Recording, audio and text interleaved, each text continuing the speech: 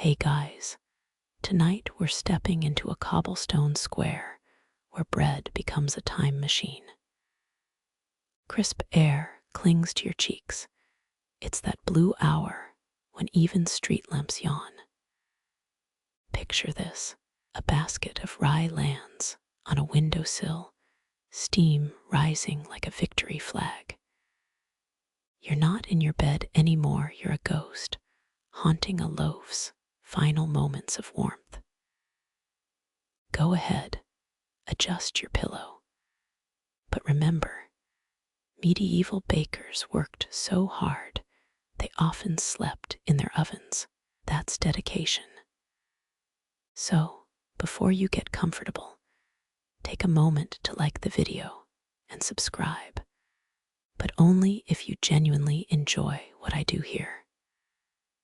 Drop your location and local time below. I want to know if you're watching from Tokyo traffic or a Texas porch swing. Now, dim the lights. Maybe turn on a fan for that soft background hum. And let's ease into tonight's journey together. Cobblestones glisten beneath your feet, frost melting into a million tiny mirrors. The baker's shadow dances in the upstairs window, a blur of elbows and exhaustion. 13 minutes past 4, if the church bells to be trusted. Historic side note, those bells were sometimes rung by kids paid in stale rolls. Imagine trading algebra homework for a crusty paycheck. You lean closer, the bread's crust crackles like distant fire. Steam tangles with chimney smoke overhead, a waltz of heat and hunger. The market's still sleeping, but here's the kicker. This rye got a backstory. Medieval bakers added ground-up deer antlers for extra rise. Not kidding, your sourdough starter could never. A stray cat wins between your ankles. Its purr syncs with the bread's cooling song. You count the loaf's cracks, each one a dried-up riverbed. Sweet trivia. Romans believed bread could predict the future. They'd toss crumbs into fires and read the ash, ancient climate science with extra carbs. Dew beads on the ledge, some drop onto the crust with tiny plinks. Your breath hangs visible, but the bread's still breathing too. Those yeast cells still metabolizing. Scientists found 1,300-year-old yeast in Egyptian pottery once, revived it, ate the bread, said it tasted like earth and stubbornness. Wait, catch that flicker in the bakery window, the baker's wiping flour from her brow, leaving a streak like war paint. Historians still argue whether medieval guilds punished burnt loaves with fines or public shaming. Either way, respect the craft. That rise survived tighter quality control than your last job interview. Wind nips at your neck, carrying salt from the docks 2 miles east. You're torn between stealing a slice and preserving this moment. Don't. That loaf's older than it looks. In Pompeii, they found a carbonized loaf stamped with the baker's name, a Bronze Age Yelp review. The church bell groans again. 5 a.m. Morning's first cart clatters over stones, apples rolling like dice in their crate. Your stomach growls. The bread's grown quieter now, its steam thinning to whispers. You think of bakers who'd hide coins in loaves for luck. Wonder if your receipt says good karma under nutrition facts. Sunlight licks the horizon, orange seeping into the rye's burnt edges. You inhale deeply. That's not just caraway seeds. It's the scent of 1,000 breakfasts, wars, and market crashes. Ever heard of trench bread? WWI soldiers ate loaves so hard they carved chess pieces from them. Checkmate, hunger. Shadows shorten. The cat's gone. A fly lands on the crust, zips away as if scolded. You fade with the steam, your toes numb, but your head full of ovens. The bread's done its job. You've been still so long. Pigeons mistake you for statue. One last breath, damp wool and fermented grain. Your shoes unstuck from the cobbles with a sound like parchment tearing. Historians might call this a mundane moment. You know better. That loaf witnessed Dawn's first deal, a cat's failed heist, and the unbearable lightness of being unsliced. Your eyes drift to the bakery's fogged window. Thick dough surrenders to her palms like wet clay. She works in tidal rhythms, push, fold, rest, a dance older than the town's cobblestones. Flour hangs in sunbeams, a snowstorm trapped by glass. Those hands could have kneaded loaves for Egyptian kings. Scrolls from Thebes describe bakers using beer foam to make bread rise. A wooden trough bears scars from her knuckles. Each dent holds stories of midnight baking. You spot a linen pouch at her waist, its contents guarded closer than a jeweler's vault. 14th century mills, sometimes ground sand, with grain skeletons from Parisian cemeteries, still crunch with telltale grit. Her apron sags like a tired flag, stained with proof of devotion. The dough sighs when she punches it down, a gloopy exhale that smells of earth and patience. Her thumbs carve valleys in the mound, an edible topography erased and rebuilt daily. Historians still argue whether medieval bakers hid nails in loaves, apocryphal theft, deterrent, or just clumsy toolkits. You imagine crusts studded with iron, a breakfast that fights back. A copper bowl collects murky liquid by the hearth, potato water saved from last night's supper. Secret weapon for chewy crumb structure. Or so claims the flour-dusted almanac on her shelf. The blob quivers when she steps away, alive in that creepy awesome way bread dough has.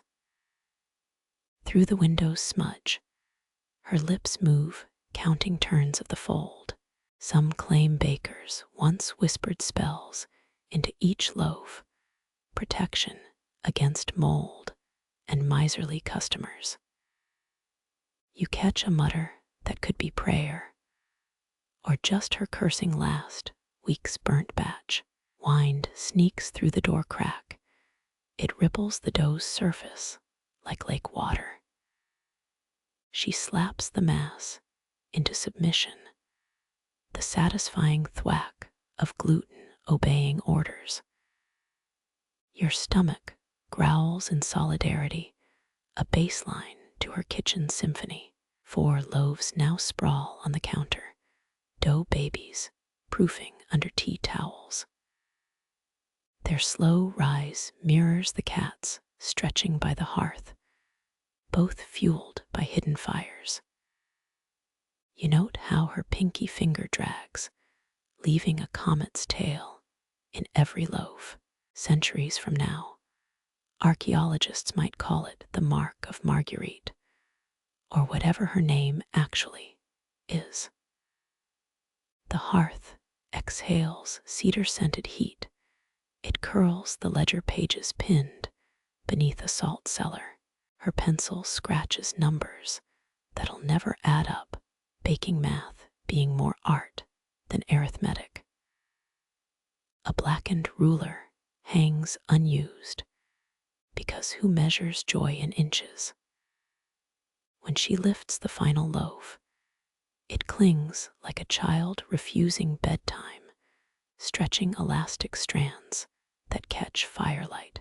For half a breath, the dough becomes a lava lamp, glowing and oozing in her hands. Then it's tucked into a basket, swaddled tight as a newborn. Her shadow dances up the wall, a flowery giantess flickering across mortar lines. You half expect her to peel off the surface, march into folklore with rolling pin raised. But she just wipes her brow, smearing a comet of flour through salt-damp hair. The first loaf hits the cooling ledge, still sighing from its oven trauma. Steam carries whispers of caraway and burnt sugar, a scent that's half kitchen, half time machine.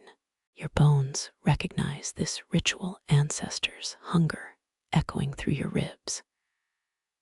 She disappears into the back room, apron strings tails behind her like a wedding train. The remaining dough rests under cloth, its slow expansion the only clock she trusts. Somewhere, a monastery's worth of sourdough starters crawl toward immortality, yeast armies conquering centuries. You lean closer to the glass nose, fogging the view as the hearth dims.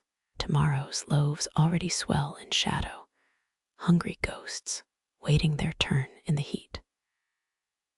Morning licks the bread's golden skin, steam rising to duel the chill, clinging to your eyelashes. The crust crackles like a campfire settling, each snap a battle report from heat's retreat.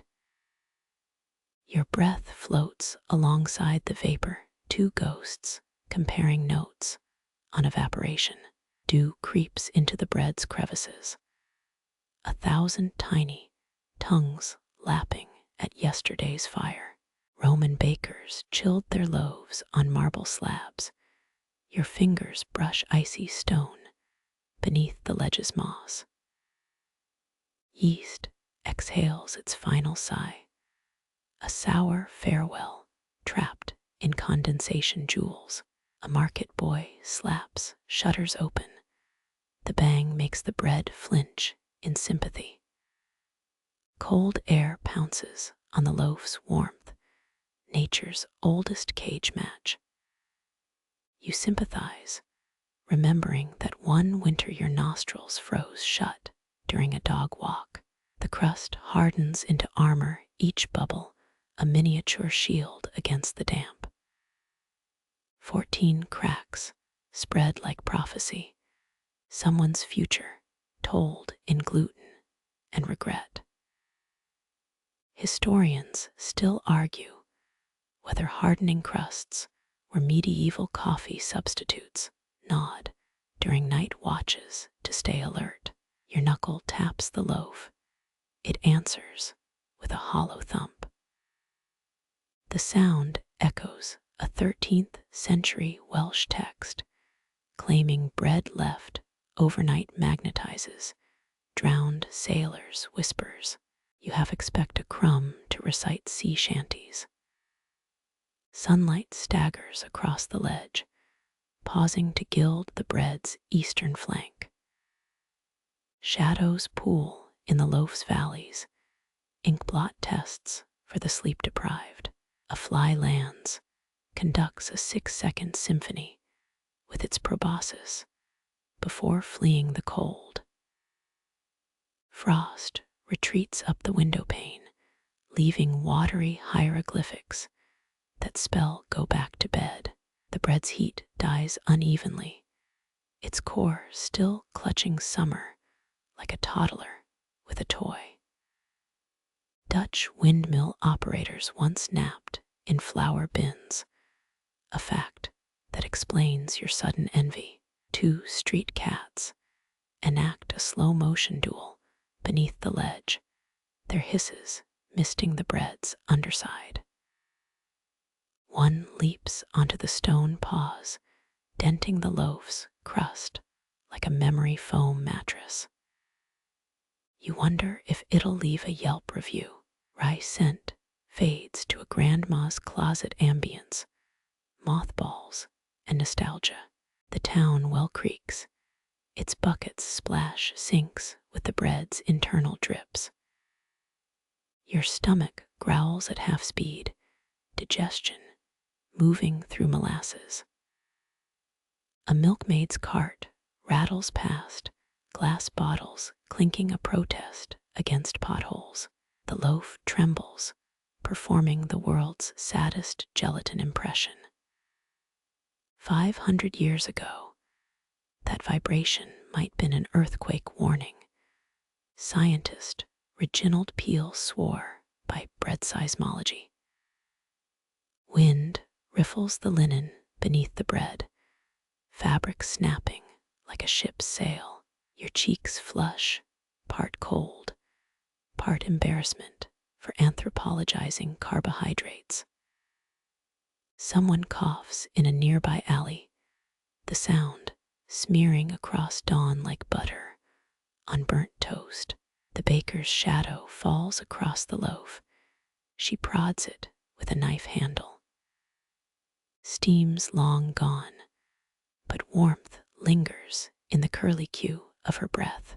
You realize bread's true purpose, to turn physics into poetry, while you're too tired to argue. Cinnamon ambushes the air, a sneaky spice patrol rounding the bread's left flank.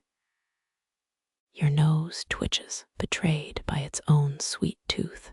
The scent coils like smoke from an invisible fire, one that burns sugar instead of wood. A vendor's mortar grinds 3 streets over stone-on-stone crunching cassia bark into gold dust. You follow the trail, past butcher stalls and blacksmith clangs, until it dissolves into pear preserves. Experts think Rome's spice roads stretched so far, traders forgot what they were hauling by journey's end. The bread eavesdrops, its crust absorbing cinnamon's murmur like a priest taking confession. Your tongue maps the ghost of gingerbread, a flavor hallucination from Christmases before calendars. Someone should study why smells time travel better than DeLoreans. A child's sticky fingers appear, their fist clutching a pastry shaped like disappointment. Jam drips onto cobblestones, forming a Rorschach blot that somehow looks like your 3rd grade teacher. Historians still argue whether medieval bakers hid cinnamon to inflate its value, or just liked watching nobles beg. Wind edits the scent, subtracting cloves, adding a pinch of burnt sugar. The bread's crust wrinkles, disapproving of the flavor medley. You imagine ancient merchants arguing over nutmeg, sweating through haggles that built empires on our craving for pie. 3 bees investigate the cinnamon cloud their buzz, harmonizing with the grumpy baker's kneading slaps. One lands on the loaf, conducting a taste test with spring-loaded feet. Your bladder reminds you about that 2nd cup of chicory coffee. The child reappears, now sugar-dusted from hairline to scuffed boots. Their giggle bounces off the bread's hardened surface, sound waves giving the crust its first laugh lines. Somewhere in Alexandria, a 12th century merchant's ledger lists cinnamon as dragon's dandruff to justify import taxes. Your earlobe itches where the spice tingles, phantom crumbs from a pastry you never ate. The scent splits into layers: raw bark, powdered guilt, great Aunt Mildred's notorious snickerdoodles. Turns out nostalgia's main ingredient is airborne dessert. A shopkeeper beats a rug, cinnamon swirls merging with wool mites in midair. The bread endures this assault, its stoicism almost Lutheran. You inhale hard. If lung capacity could turn aroma into breakfast, you'd be the king of brunch. High above, cloud shapes mimic steam from yesterday's loaves, the sky doing a bread impression. Your stomach growls an octave lower. Digestive opera meets cinnamon fugue. Medieval physicians prescribed spice sniffing for melancholy, which explains why your mood lifts despite owing rent. The child licks their wrist, harvesting rogue jam with the focus of a coal miner. Their pastry sheds flakes like floral-scented dandruff. You note the market's secret math. Every crumb lost equals a pigeon's engagement ring. Cinnamon fades by increments, each retreat measured in nasal burn percentages. The bread stands sentinel, its mission now nostalgia preservation. You mentally write a Yelp review for the scent: great aroma, terrible commitment issues. 3 old women shuffle past their shawls, hoarding cinnamon in the wool's gray folds. One pauses to pinch the child's cheek, adding a rusty laugh to the spice cloud. The bread absorbs it all, flavor and sound merging in its gluten matrix. When the church bell chimes noon, the cinnamon surrenders, overpowered by onion carts and reality. Your tongue still tastes imaginary gingerbread, sugar crystals melting into what-ifs. The loaf hardens further, resigned to being scenery in everyone else's snacks. Noon carves the world into light and longing. Your shadow pools beneath you like spilled ink. The loaf's crust glows gold at the edges, its midsection drowned in cool blue shade. You track the darkness, creeping upward, a tide line no one thought to map. Historians agree medieval bakers timed their pulls, using cathedral bell shadows, bread and faith rising in tandem. Heat warps the air above the cobblestones, making distant market stalls shimmer like desert mirages. A butcher wipes his brow 3 shops down, his sweat droplets hitting stone with audible sizzles. The bread's shadow stretches an inch, crossing a crack in the ledge like Moses parting plywood. Your eyelids dip, no match for sunlight turned liquid honey. A fly lands on the loaf's shaded side, its body temperature dropping 3 degrees instantly. Scientists once proved houseflies taste with their feet, which explains its offended backpedal into the light. Across the square, a sundial's bronze gnomon stabs its own shadow time, eating itself for lunch. The bread's dark half now covers 70%, a crusty eclipse witnessed by pigeons and your drowsy stare. Medieval peasants believed bread shadows could predict crop yields. If the shade touched a chicken before noon, prepare for blight. Wind riffles the linen beneath the loaf, fabric fluttering like a trapped ghost. You count 12 distinct crumbs in the shadow zone, a dozen tiny moons in eclipse. Some claim the ancient Sumerians baked shadow patterns into ritual bread, though all existing tablets just say flour, water, pray. The shaded crust tightens, pores closing shop against imagined dew. Warmth still radiates from the loaf's sunlit crown.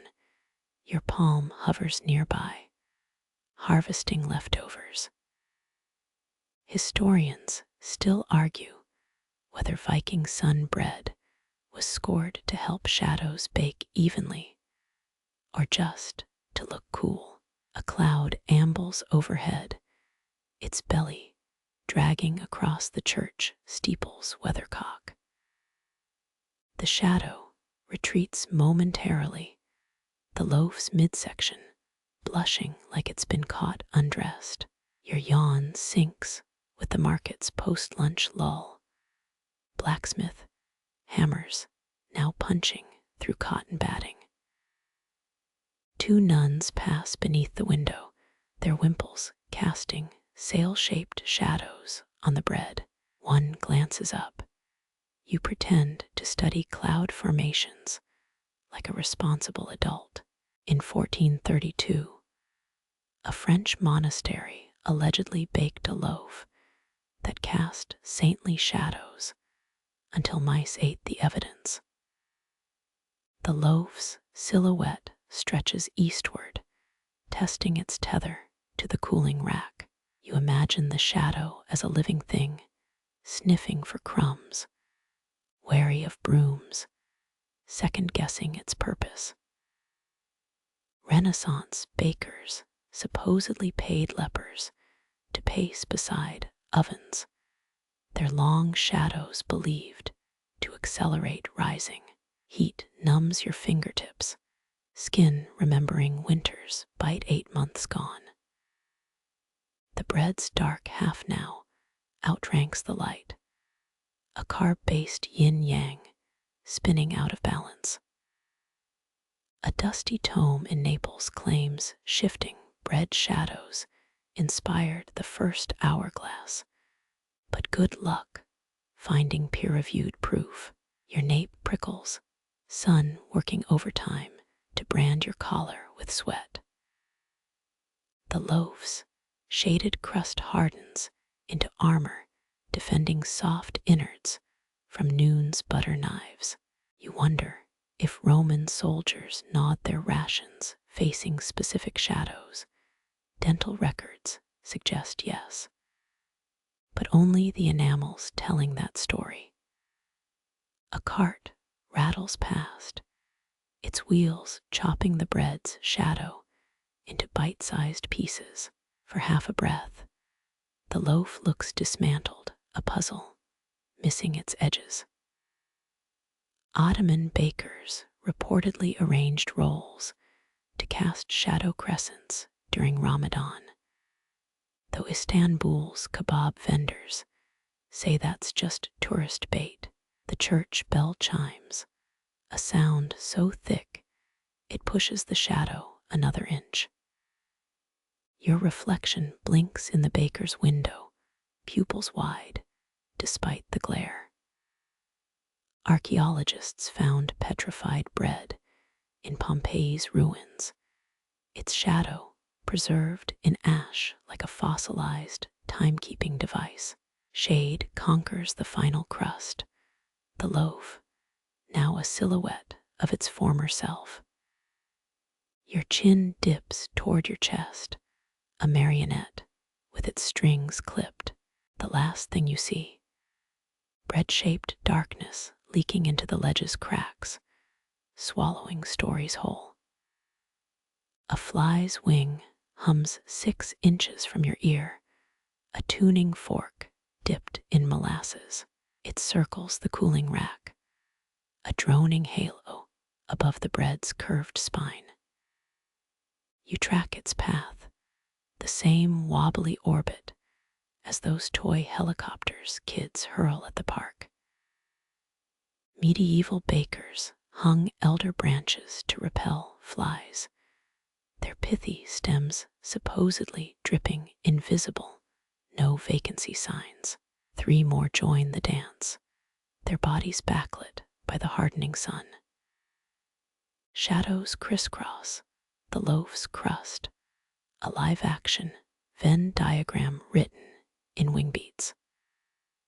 One fly lands near the heel, its microscopic tongue tasting yesterday's caraway seeds.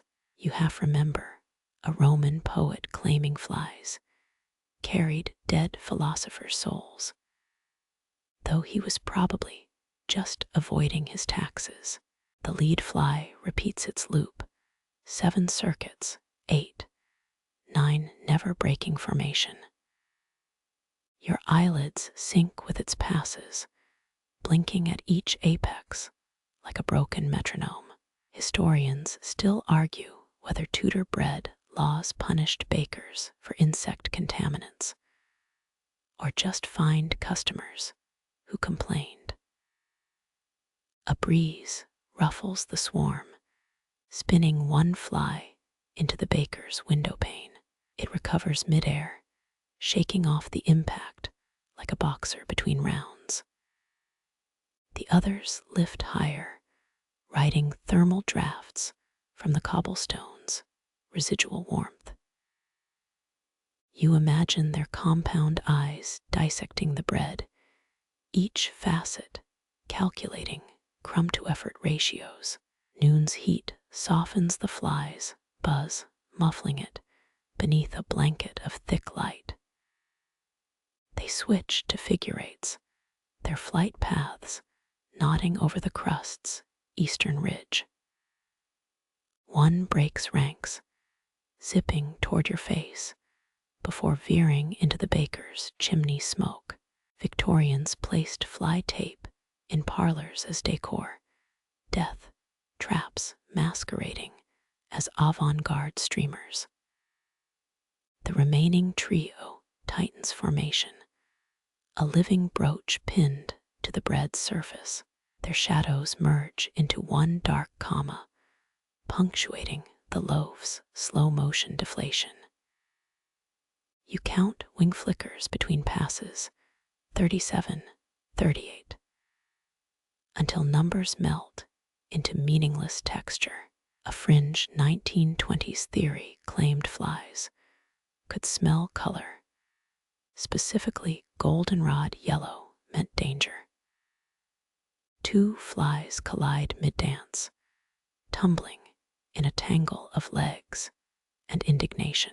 They part quickly, resuming circuits with robotic precision, a glitch erased. The third dives toward the rack's wrought iron leg, its shadow stretching into a wire-thin cipher. European monasteries once trained finches to eat bakery pests, until the birds developed a rye addiction. Silence pools where their buzz once rippled, though your ears insist the drone continues. You realize the sound lives in your jaw now, vibrations conducted through clenched teeth. A single fly remains drawing slower circles like a pocket watch winding down.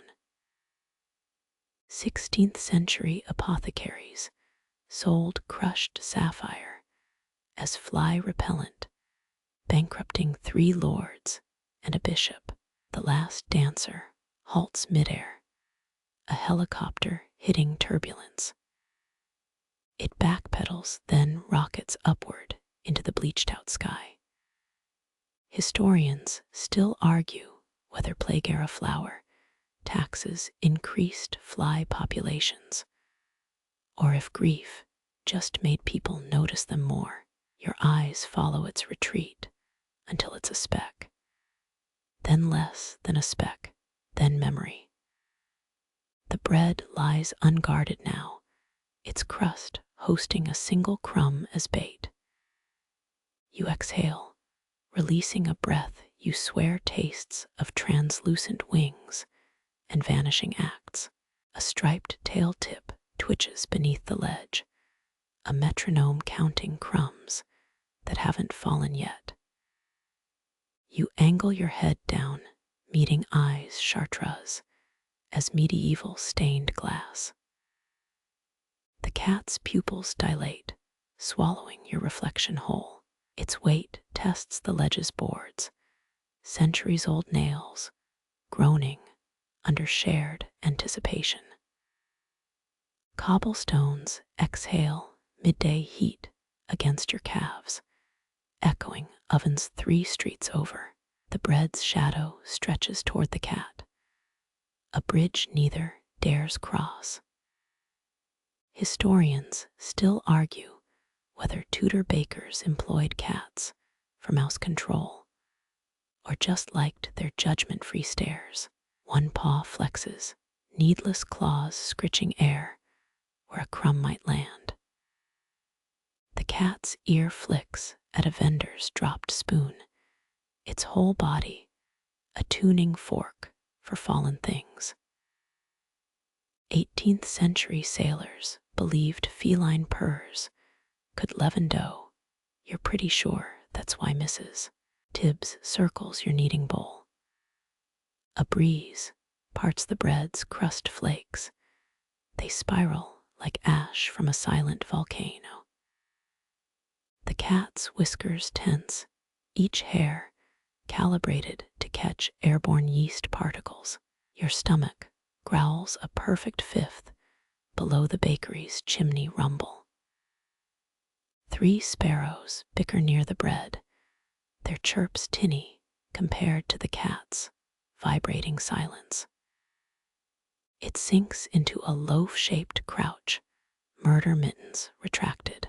You remember a Byzantine queen who fed her cats saffron milk, then blamed them for turning sunset orange. The ledge creaks. The cat freezes mid-shift, one paw hovering like a comma. Its ribcage rises, a bellows stoking patience, older than the town's outer wall. 17th century bread riots often spared bakeries with resident cats, superstition or respect. The records won't say. Sunlight warps around the cat's fur, creating a mirage of stripes in motion. You both track a crumb's glacial descent. It detaches from the loaf's underbelly in suspended time. Victorian naturalists claimed cats could see the breath of rising dough. Utter nonsense. Unless you're staring at those unblinking eyes, the crumb lands, catapulting the cat into a leap that defies spine physics. It misses, skidding into a mortar gap with a clatter of displaced pebbles. The victory prize tumbles through cracks, a crumb's journey to the ant nations below. The cat licks its shoulder, fake nonchalance undercut by a still-twitching tail. You nod, the universal gesture for next round's mine. A wagon clatters past, its wheels briefly sinking with the cat's irritated tail thumps. Dust motes settle on the bread's crown, improvised sprinkles for a cake no one ordered. The cat stretches into a comma shape, reclaiming vigil position with theatrical dignity. Medieval London fined bakers who let cats near dough, though maybe Mr. Whiskerson just looked shifty in ledgers. Your knees protest the weight, a damp ache seeping up from the cobblestones. The cat yawns, needle teeth flashing in a pink cavern. You mirror it involuntarily, a shared language of delayed gratification. A fly resurrects, buzzing the cat's left ear in lazy loops. One paw swipes, a lightning hook that returns empty. The fly escapes upward, toward clouds shaped like spilled milk and poor decisions. Shadows lengthen across the cat's spine, stripes multiplying as afternoon bleeds out. The bread's crust sighs, a crack propagating across its surface like impending continental drift. The cat's nose twitches, a seismograph registering edible earthquakes. When the crumb finally falls, plump and gleaming with melted salt, you both lunge. Your hand freezes mid-reach, deferring to centuries of whiskered precedence. The cat's tongue rasps across your fingertip, sandpaper gratitude before it retreats under the ledge. You examine the crumbless void, your fingerprint, now part of the market's fossil record. The cat purrs, a sound felt more than heard, vibrating through wood into your bones. Somewhere a bell tolls, though whether it marks the hour or your defeat, the bread isn't saying. The crumb's absence still tingles on your finger when the first cold droplet strikes the ledge.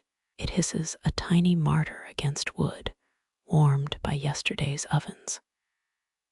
You tilt your face upward, clouds press down, like a baker's thumb testing dough readiness. 17th century bakers timed storms by how flour clung to damp skin. Today's humidity suggests midnight deluges. Bread crust tenses, a drumhead anticipating the sky's rhythm. Rain smells different here, iron from the old well pumps mixing with far-off pine. Historians still argue whether medieval towns sold more bread during storms, hunger, or hearth nostalgia, tilting the scales. You lick a grain of salt from the ledge, taste the ghost of an 1803 downpour preserved in market ledgers.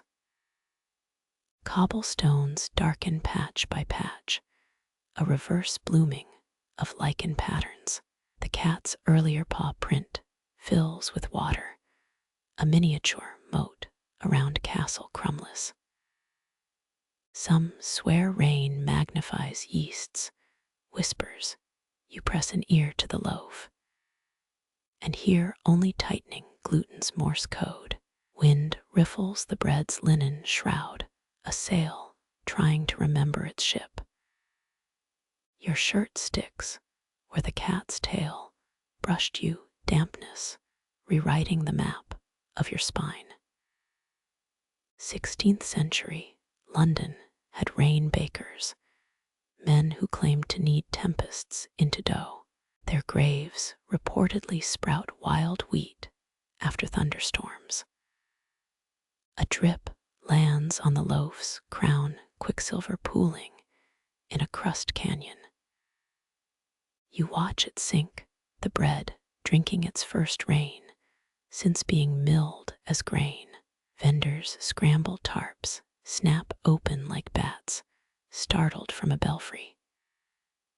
The 16th royal cobbler supposedly waterproofed boots with rye paste, a waterproofing method lost to mockery and mice.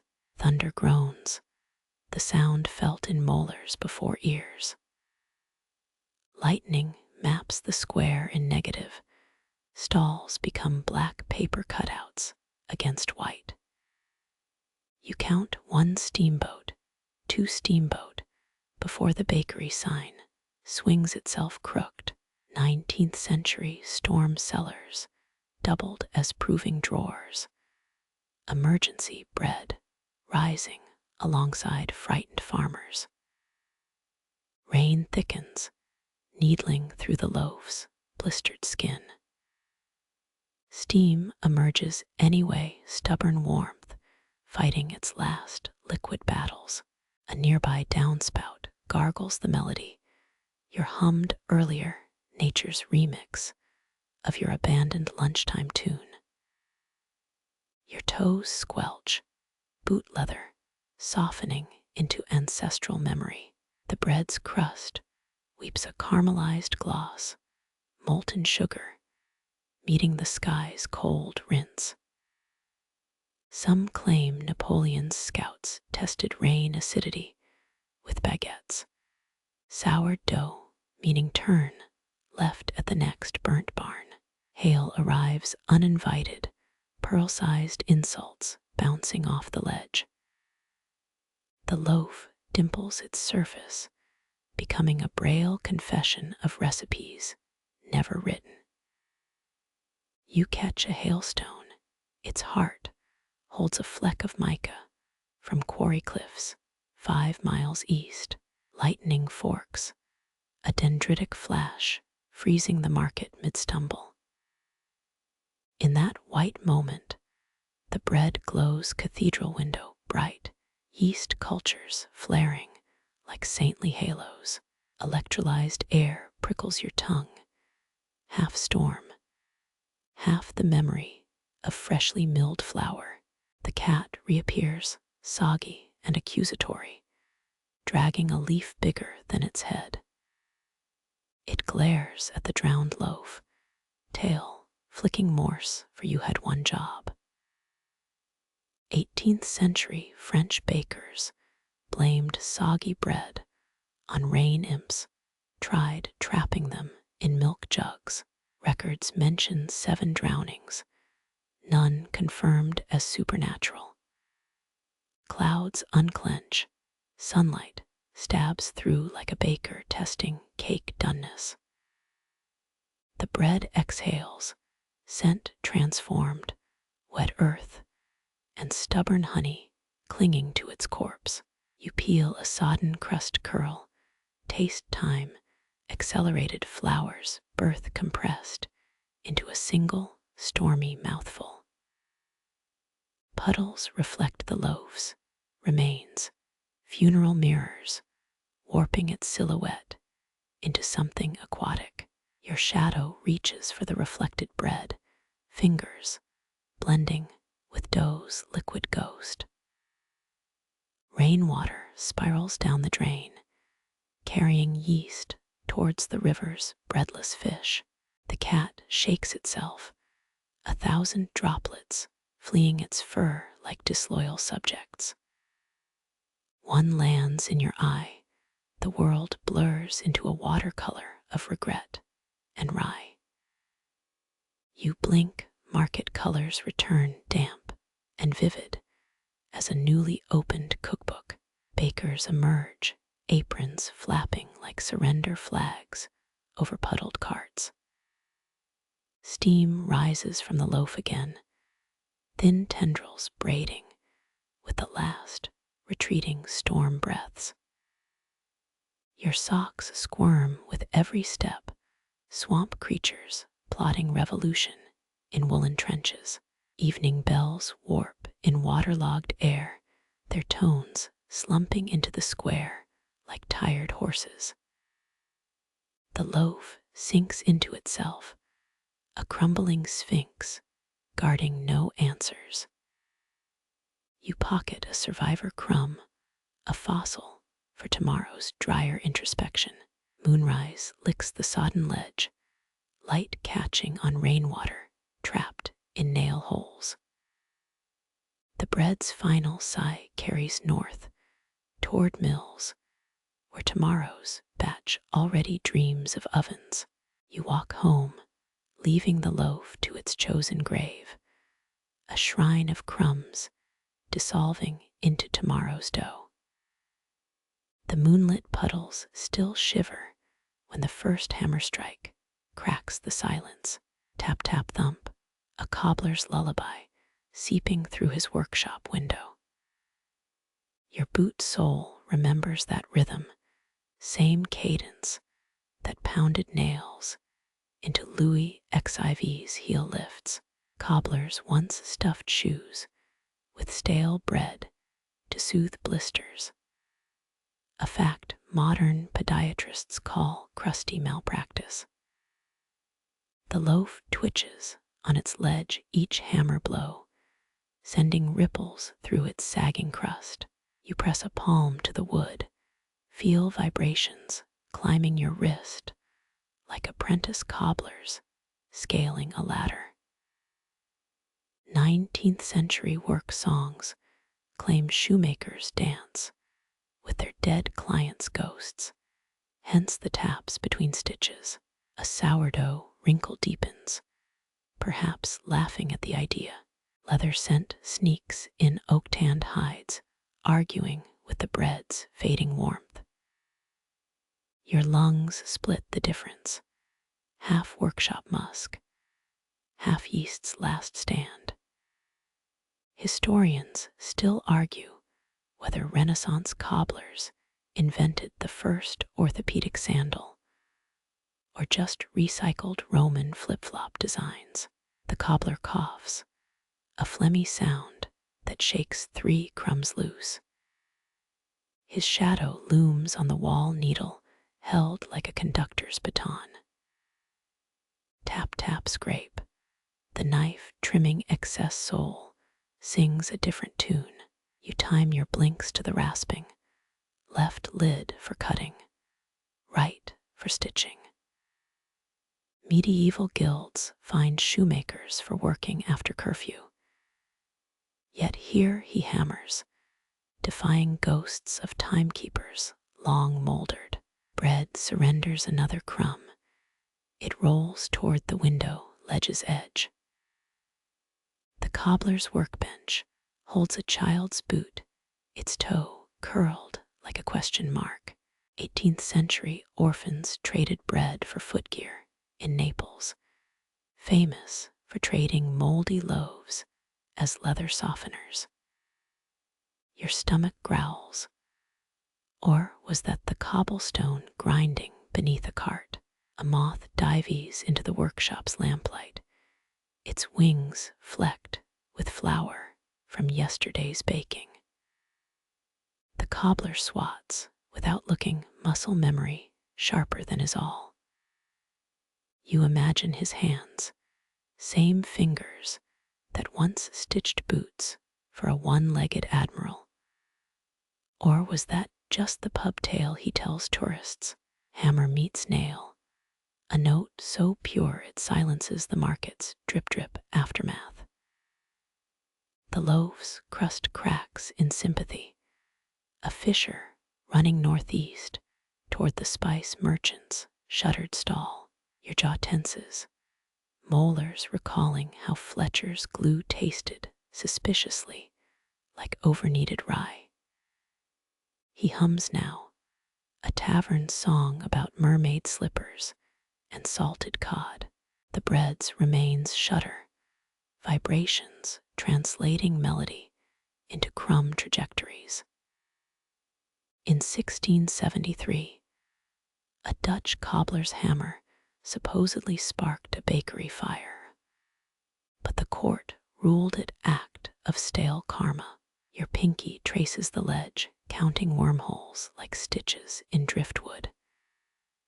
Moonlight shifts, the cobbler's shadow stretches until it touches the loaf. For 3 breaths, leather and bread share a Venn diagram of dust motes. You taste iron maybe from the nails he mouths while working, or blood from biting your cheek too hard. A last crumb plummets silent as a dropped button. The cobbler pauses, head cocked toward the sound only rats and lonely people notice. His window creaks shut finality in the squeal of unoiled hinges. You inhale leftover notes of resin and resolve, the bread now still as a boot tree. Dawn lingers somewhere beyond the tannery's chimneys. Your knees protest as you rise. Cobblers aren't the only ones haunted by repetitive motion. The hammer's echo follows you past 7 shops, rhythm transforming into butchers' cleavers and weavers' looms. Bread's final lesson, everything becomes someone else's percussion. eventually.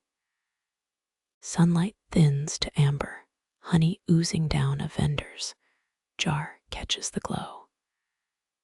Your pupils dilate, trapped between golden syrup and crust shadows pooling like spilled ink.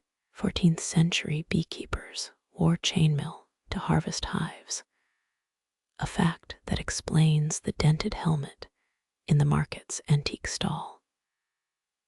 The jar sweats each drip, carving a sticky path through decades of polish. A fly kamikaze dives into the honey legs, kicking like a clock's minute hand at war.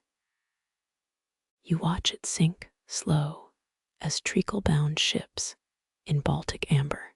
Byzantines sipped honey wine during eclipses to sweeten the sun's return, a ritual modern astronomers call liquid astrology. The bread's edge crumbles, its demise timed to the fly's final twitch. Bees hover near the loaf, descendants of Windsor Castle's royal hives, if local lore holds. Their buzz syncs with your pulse, a thrum that vibrates molar fillings. Historians still argue whether Minoans traded honey as currency or just really liked drizzling it on figs. One lands on your knuckle, furred abdomen pulsing as it samples salt from your skin. Heat warps the air, honey-thick waves, bending the baker's silhouette 3 stalls down. You blink, her apron becomes a beekeeper's smoker for half a heartbeat.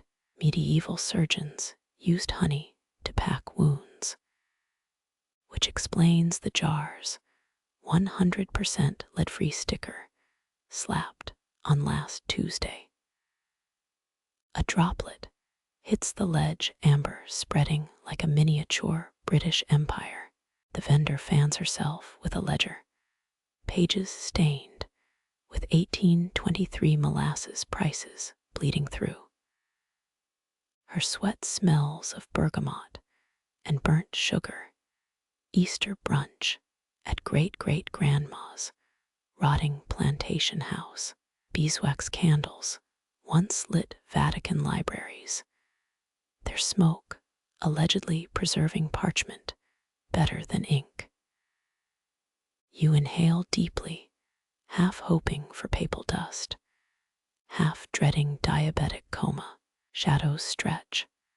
The honey jar casts a rhombus of light on the bread's hip. Your finger traces the shape, edges softened by centuries of leaded window panes. Napoleon's chefs reportedly glazed his brioche with Corsican honey, until his dentist banned all sweets in 1809. A crumb detaches, tumbles into the sticky puddle with a sound like a tiny cannonball. Ants mobilize, forming a conga line toward the spill. Their antennae twitch in Morse code, translating to buffet open, where your stretchy pants. Victorian scientists claimed ants build rafts during floods, a skill your local colony clearly skipped for dessert-first priorities. You lick your teeth, tasting phantom sweetness from the world's worst free sample. The honey vendor snaps her ledger shut. Ants scatter like Napoleon's retreat from Moscow. Her sigh flips a crumb off the ledge. It spirals toward a pigeon's open beak. Renaissance painters mixed honey into pigments, which explains why all those Madonnas look sticky with divine light. Your neck creaks, turning feels like stirring cooling caramel. Bees abandon the scene, winging past the cobbler's window, still vibrating from dawn's hammer song. One loops back, as if remembering gloves aren't the only hand coverings needing repair. Archaeologists found honey intact in Egyptian tombs, though the still edible claims are just pharaoh-grade marketing. You swallow, throat clicking like an empty jar. Dusk's first moth kamikazes into the honey, its wings fanning syrup into fractal patterns. Your brain conjures Versailles, hall of mirrors.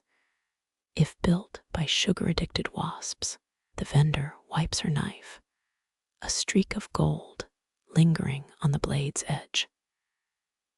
Medieval monks debated whether honey counted as fasting food, a heresy trial waiting for your hunger to testify. Street lamps cough awake, their gaslight turning the scene into a Dutch still life. The loaf shrinks cornered by shadows and its own stale regrets. You count honey trails, 23 drips hardening into edible stained glass. A child's sticky handprint glows on the vendor's table, Pompeii's bread counters, fossilized by less delicious means. Frost prickles the air, the honey's flow slows to grudging surrender. Your joints stiffen, preserved like those Egyptian tomb bears in their amber sarcophagi. The vendor tucks her jar into felted wool, an Inca technique lost to fast fashion cooler bags. One ant lingers, abdomen swollen with loot, dragging itself toward a future diabetes diagnosis. The square empties, your breath leaves ectoplasm clouds that dissolve before touching ground. Beeswax candles gutter in upper windows, their smoke writing cursive promises in the twilight. You blink, and for half a heartbeat, the bread's silhouette becomes a bear-shaped honey pot. History repeats itself, first as tragedy, then as a really overpriced souvenir.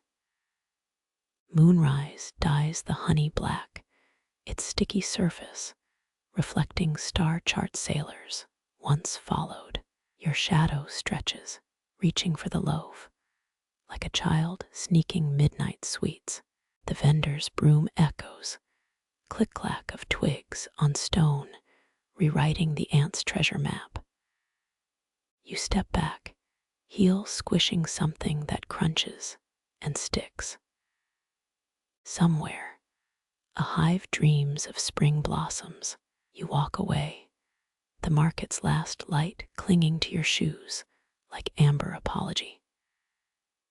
Moonlight etches the bread's surface, cracks branching like river deltas on parchment maps.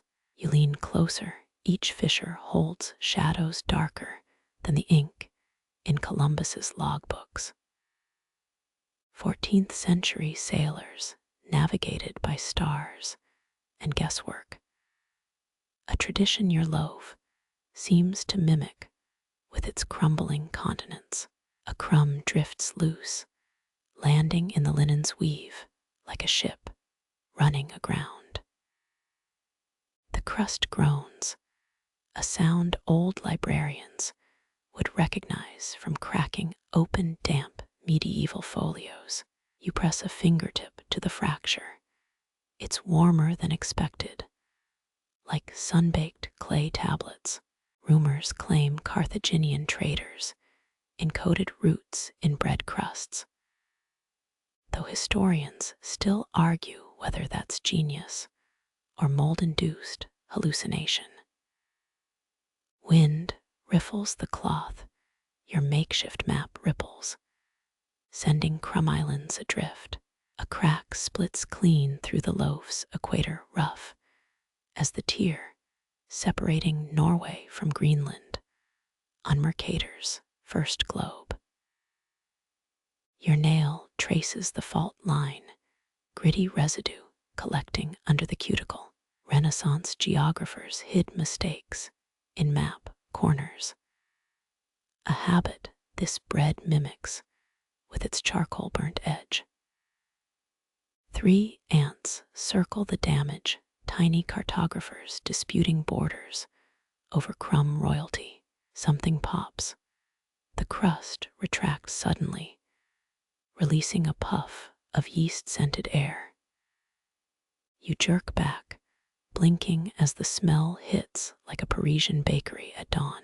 18th century French bakers were exempt from military service, a fact that explains the baguette's suspiciously rifle-like shape. The loaf settles, its silhouette now resembling a crudely drawn Corsica. Cool air seeps from the fissures, carrying whispers of the oven's dying heat. You cup your hands above the bread, feeling warmth rise like phantom kiln fumes.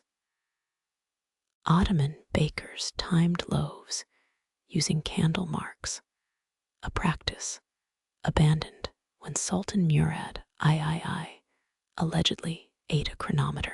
A crack widens, revealing inner crumbs pale as uncharted desert sands. Shadows pool in the crust's valleys, inkblot shapes suggesting coastlines and mountain ranges. Squint, and the northwest corner becomes a doughy Scandinavia. If Vikings had settled for pastry raids, Tudor bakers hid saffron in treasure loaves for noble children, though most just found raisins and existential disappointment. Your stomach growls, a sound Drake's crew might have made rounding Cape Horn. Wind shifts, the linen billows, momentarily draping the bread like a shroud on dead Pompeii. You grip the ledge, fingertips registering every chip in the stone's weathered surface. Aztec mapmakers drew cities as circles, a technique your loaf unknowingly replicates in its bubble-pocketed crust. Moonlight bleaches the scene, turning fractures into glowing seams of quicksilver. A sudden crack startles pigeons roosting nearby, their wings clap like sails in a squall. You track their flight, dark shapes merging with the clock tower's silhouette. Medieval nuns baked psalm breads, stamped with hymn verses, edible theology that stuck to your ribs. The loaf's southern ridge collapses, creating a dough dust landslide visible only to beetle-sized geologists. Your breath fogs the air, each exhale obscuring the bread's geography like monsoon clouds over Java. Wipe the moisture away. The crust now glistens with false promise of rivers. 19th century explorers hallucinated inland seas on Saharan maps. A mistake this loaf avoids by having 0 edible oases. A crumb clings to your sleeve, persistent as Marco Polo's karma. The cathedral bell tolls its vibration, nudging a sesame seed into the Indian Ocean of your bread map. You mark the seed's path. It veers left, avoiding an ant-ridden Madagascar. Byzantines believed sesame opened underworld gates, which explains the vendor's reluctance to stock these buns after dark. Hungry, the thought evaporates like mirage water. Dew forms along the crust's peaks, beads swelling until they drown tiny flower peninsulas. You chart the moisture's spread, a silent conquest rivaling Genghis Khan's drizzle-based campaign. Greenland disappears first, ironic given current climate anxieties. A drip falls, splatting the linen with a sound like tea dumped in Boston Harbor. Cobblestones tremble, a cart rattles past carrying cabbages, and the baker's drowsy apprentice. Your bread map quivers, its Andes flattening under seismic indifference. Roman surveyors cursed similar vibrations, their straight roads buckling under the weight of imperial drama. Pick up a crust shard. It dissolves on your tongue like sugar boundaries at a peace treaty. Street dogs snuffle below, their noses mapping scent trails more accurately than your edible atlas. One whines, paws scraping stone in frustration over bread they'll never reach. Phoenician traders used hound-shaped bread markers. The weather for navigation or ironic snacks remains unclear. Your jaw cracks with a yawn, echoing the loaf's slow fragmentation. The linen sags, middle sinking into the trough between crust plates, like Atlantis surrendering to waves. You poke the depression, it bounces back weakly. A topographical mystery. Victorians argued whether bread should rise or fall. A debate settled by this loaf's gravitational slump. 3 moth wings stick to the surface, stranded pirate ships on a starch sea. Dawn's first light pinks the eastern crust, revealing fissures you swear outline Australia's western coast. Of course, the side facing the oven always develops better topography. Cooks endeavor crew 8 weevil-filled biscuits. Suddenly, this stale panorama seems 5-star.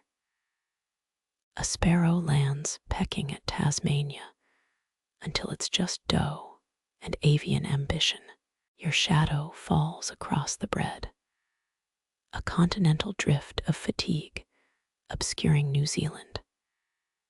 Historians still argue whether early maps intentionally included errors to trap plagiarists. A trick this loaf masters via ambiguous crumbs. Blink the sparrow flees, trailing a continent in its beak like a stolen bookmark. The market stirs, voices seep into the square, dissolving your bread cartography into breakfast's blunt reality. Vendors unfold tables, their legs screeching against stone like chair dragging in a schoolroom. Dutch still lifes lied about bread's patience. No painter captured this slow collapse. You step back, heel grinding a nameless crumb country into dust.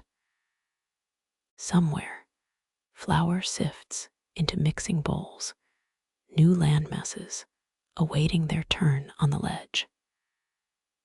Voices surge around the bread like ocean against a pier, snippets of deals, and gossip sloshing against its crust. A fishmonger's cry slices through the din, mackerel fresh as your grandma's grudges. And you wonder how many revolutions began with market square banter. Medieval towns hired bellmen to shout official news, a system ruined by that one dude who kept adding dragon sightings. A tanner argues over leather prices, his vowels stretching like hide on a rack. 5 sous. Last week, it was 4.5. You count the syllables, 23 beats of haggling performed daily, since Phoenicians invented buyer's remorse. Rumor claims Tudor bakers added sand to bread for better acoustics, though it probably just broke teeth. Laughter erupts from the spice stall, cardamom-scented guffaws that make your shoulders relax. 2 women debate cinnamon's merits voices rising like steam off mulled wine. Swedish or Ceylon. Depends if you're baking or lying to your in-laws. Ottoman messengers chewed cardamom for fresh breath. An ancient version of texting, OTW. The blacksmith's apprentice clangs his hammer each strike, punctuating the baker's price list recitation. Rye, 2 coppers. Sourdough, 3. Mistakes from yesterday's batch free with eye contact. Your skull rings with the metallic heartbeat, a DIY symphony Adam Smith would have monetized. 18th century Paris band, nighttime bread sales, leading to the world's first baguette speakeasies. A child's rhyme weaves through the noise. Sticks and stones may break my bread before dissolving into giggles. You catch the tune's DNA, same cadence as troubadour songs from a leaner of Aquitaine's court.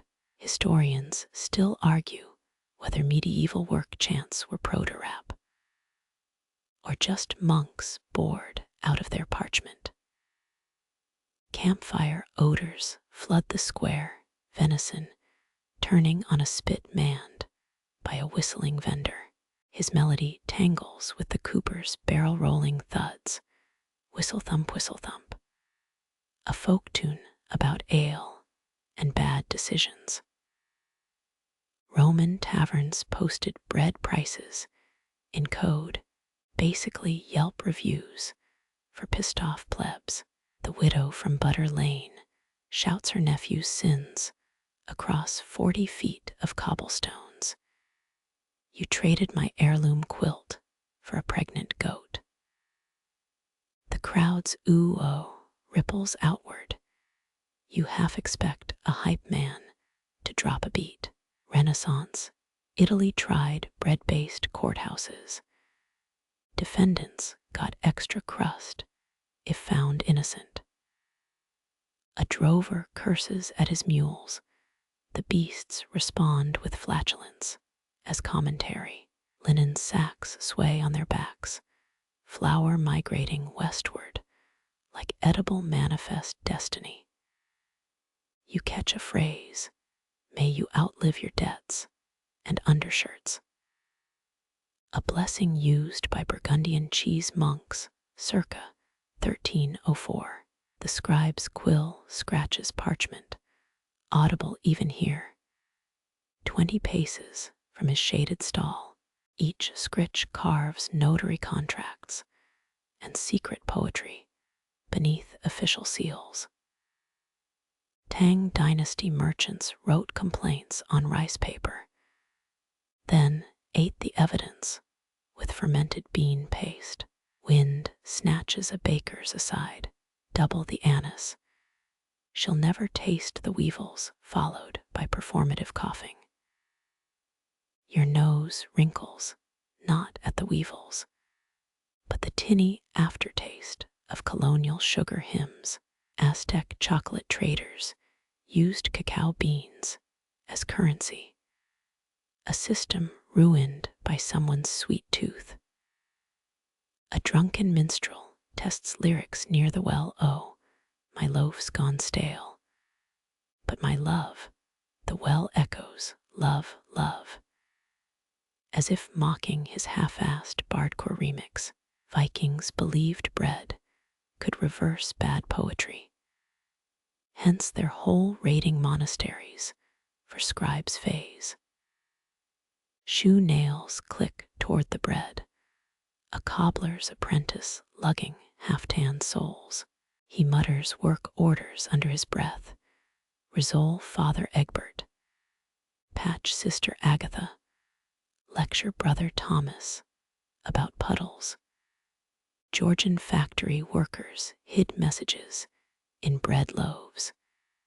The original encrypted Slack channel. 3 nuns glide past, their wimples filtering gossip into Latin monotone.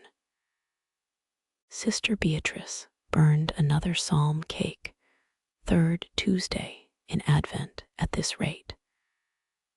Their hems whisk crumbs into miniature dust cyclones, not miracles, just static electricity and repressed sass. A dropped copper coin sings across stones, its ping ping ping syncing with the blacksmith's hammer. Two urchins dive for it, foreheads colliding with a melon hollow thunk. Roman emperors distributed free bread to distract plebs, which explains modern pizza delivery empires. The town criers bell dongs, once for new tolls, twice for lost livestock, thrice for existential dread.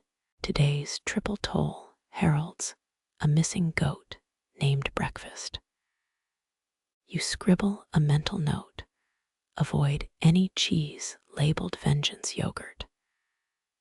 Persians trained goats to find truffles, and also to side-eye poor life choices.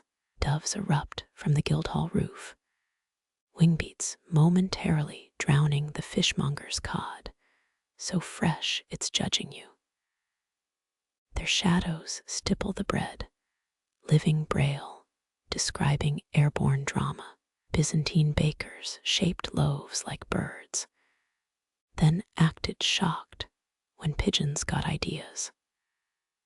A drunkard serenades the bread, O carbohydrate angel, cursed with gluten's cruel embrace. His rhyme dies as a flung turnip beans him. Moorish poets wrote bread odes in rolling triolets, all lost to history because carbs copyright. The sun climbs, chatter condenses into a murmur of deals struck and bread fractured. You exhale, the market's voice map imprinted behind your eyelids. Every crumb here hums with conversations finished, forgotten, or dissolving like sugar on the tongue. Somewhere, a new loaf proofs yeast cells gossiping in their damp cathedral of flour. Swifts carve the air, jet streaks stitching twilight's fraying hem. Their shadows cross the bread, brief tattoos binding crust to cobblestone. You tilt your head, wings, so close you taste iron in the wind's wake. Roman augurs once read omens in these dive patterns. Most predictions involved but were bread-related incidents, and were spectacularly wrong. A shadow flicks your cheek, a bird's belly brushing the atmospheric divide between wild and baked goods. Crumbs tremble as wings vacuum insects above them, six-legged futures diverted mid-flight. Someone should have told Pharaoh's bakers about swift-born weevils, might spared a few pyramid storage rooms. The flock pivots, a single feathered semaphore wagging east toward the river. You count 11 birds, 12 no, 10, and a leaf's cruel mimicry. Medieval bakers stuck swift feathers in dough for lift. Results included flatbreads and minor bird-related hauntings. Their cries knit the cooling hours tighter, pulling the market toward nest time quiet. A crumb detaches, tumbling slow as a diver from a crow's nest. You track its fall. A edible Icarus sands wax-winged ambitions. Historians still argue whether migratory routes follow ancient breadcrumb trails or just generational peer pressure. One swift halts mid-swoop, a feathered semicolon in the sky's run-on sentence. Its shadow stutters across the loaf's back, a pressed fossil in the making.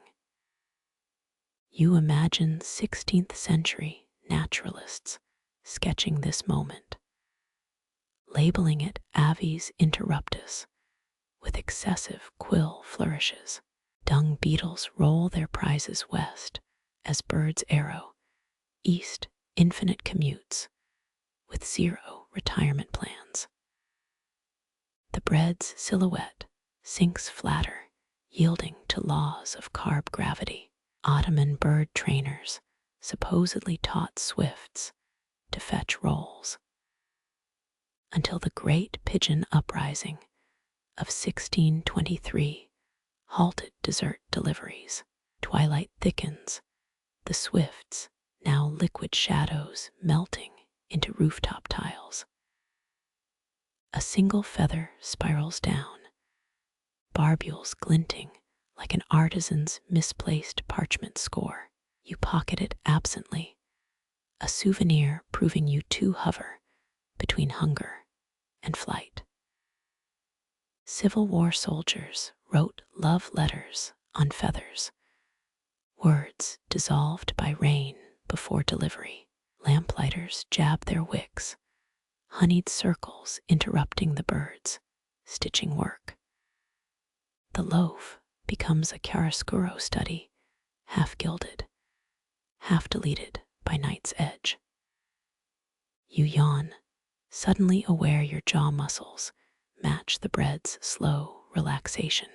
Elizabethan bakers paid bird tolls to avoid aerial droppings. Early examples of crust-based insurance fraud. Above the butcher's shop, a fledgling swift botches its landing, skidding across the eaves.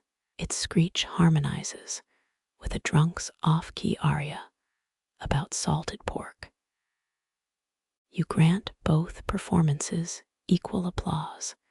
Effort deserves recognition, even if the execution reeks. The mother swift dives, a scalpel slicing through the aria's mediocre fabric. Her crop bulges with enough gnats to supply a Venetian insect banquet. You recall Byzantium's short-lived mosquito-bred diet, abandoned when nobles realized crumbs shouldn't bite back. A feather drifts into the baker's cooling rack, quill-kissing rye like a diplomat sealing treaties. Tomorrow's loaf will wear it, a accidental garnish sparking customer conspiracy theories. Mare nostrum fishermen used gull feathers as bait, then wondered why their catch tasted like grudges. Wind riffles the remaining crust, its texture echoing the swift's departure vectors. You press a palm to the stone ledge, still humming with the day's thermal come-down. Carthaginian traders mapped routes using bread's scent as navigation. Questionable tactics, yielding 5 shipwrecks and 1 sentient sourdough starter. Last crumbs cling tiny barnacles on the ledge's limestone whale. The birds are ghosts now, their absence leaving room for the first cricket's dirge. You pocket a rye shard, a relic for future historians debating whether anyone actually ate here. Somewhere east of the river, wings fold into nests like knives sheathed by sky butchers. The market holds its breath, waiting for dawn's oven to reignite the cycle. Your eyelids flutter shut, gravity and crumbs claiming you in equal measure. The moon hoists itself, a silver coin paid to night's outstretched palm. Its light splinters across the bread's crust, etching each crack into a canyon of shadow. You flex cold fingers, knuckles mirroring the loaf's reluctant stiffening. Roman bakers swore full moons made dough rise quicker.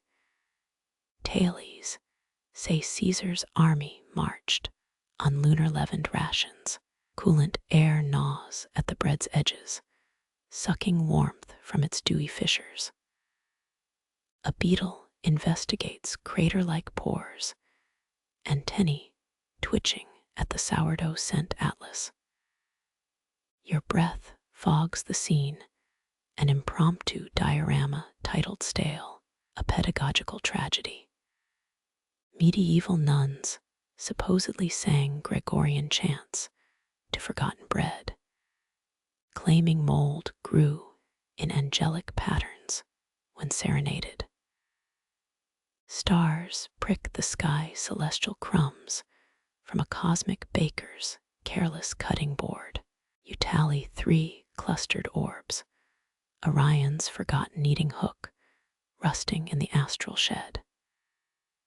Cold seeps up from the ledge, its teeth sinking into your leaning elbows. Historians still argue whether Stone Age ovens aligned with lunar phases, or everyone just liked staring at shiny things.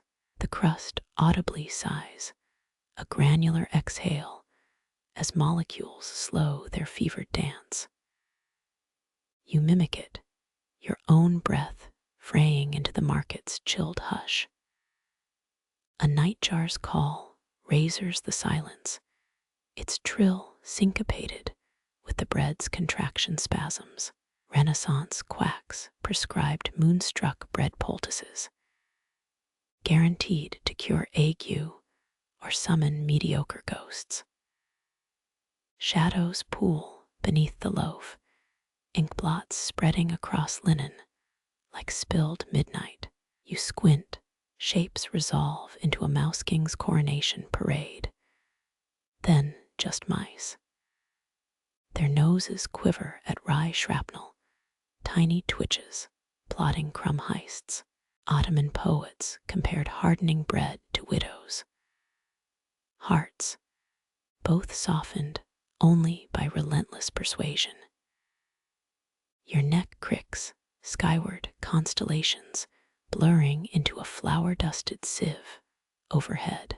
Polaris glints, the North Star's fork, still speared through doughy Ursa Major. A smirk tugs your lips. Even gods can't resist carb-based taxidermy. Ground ivy creeps up the ledge, tendrils testing the bread's new armor.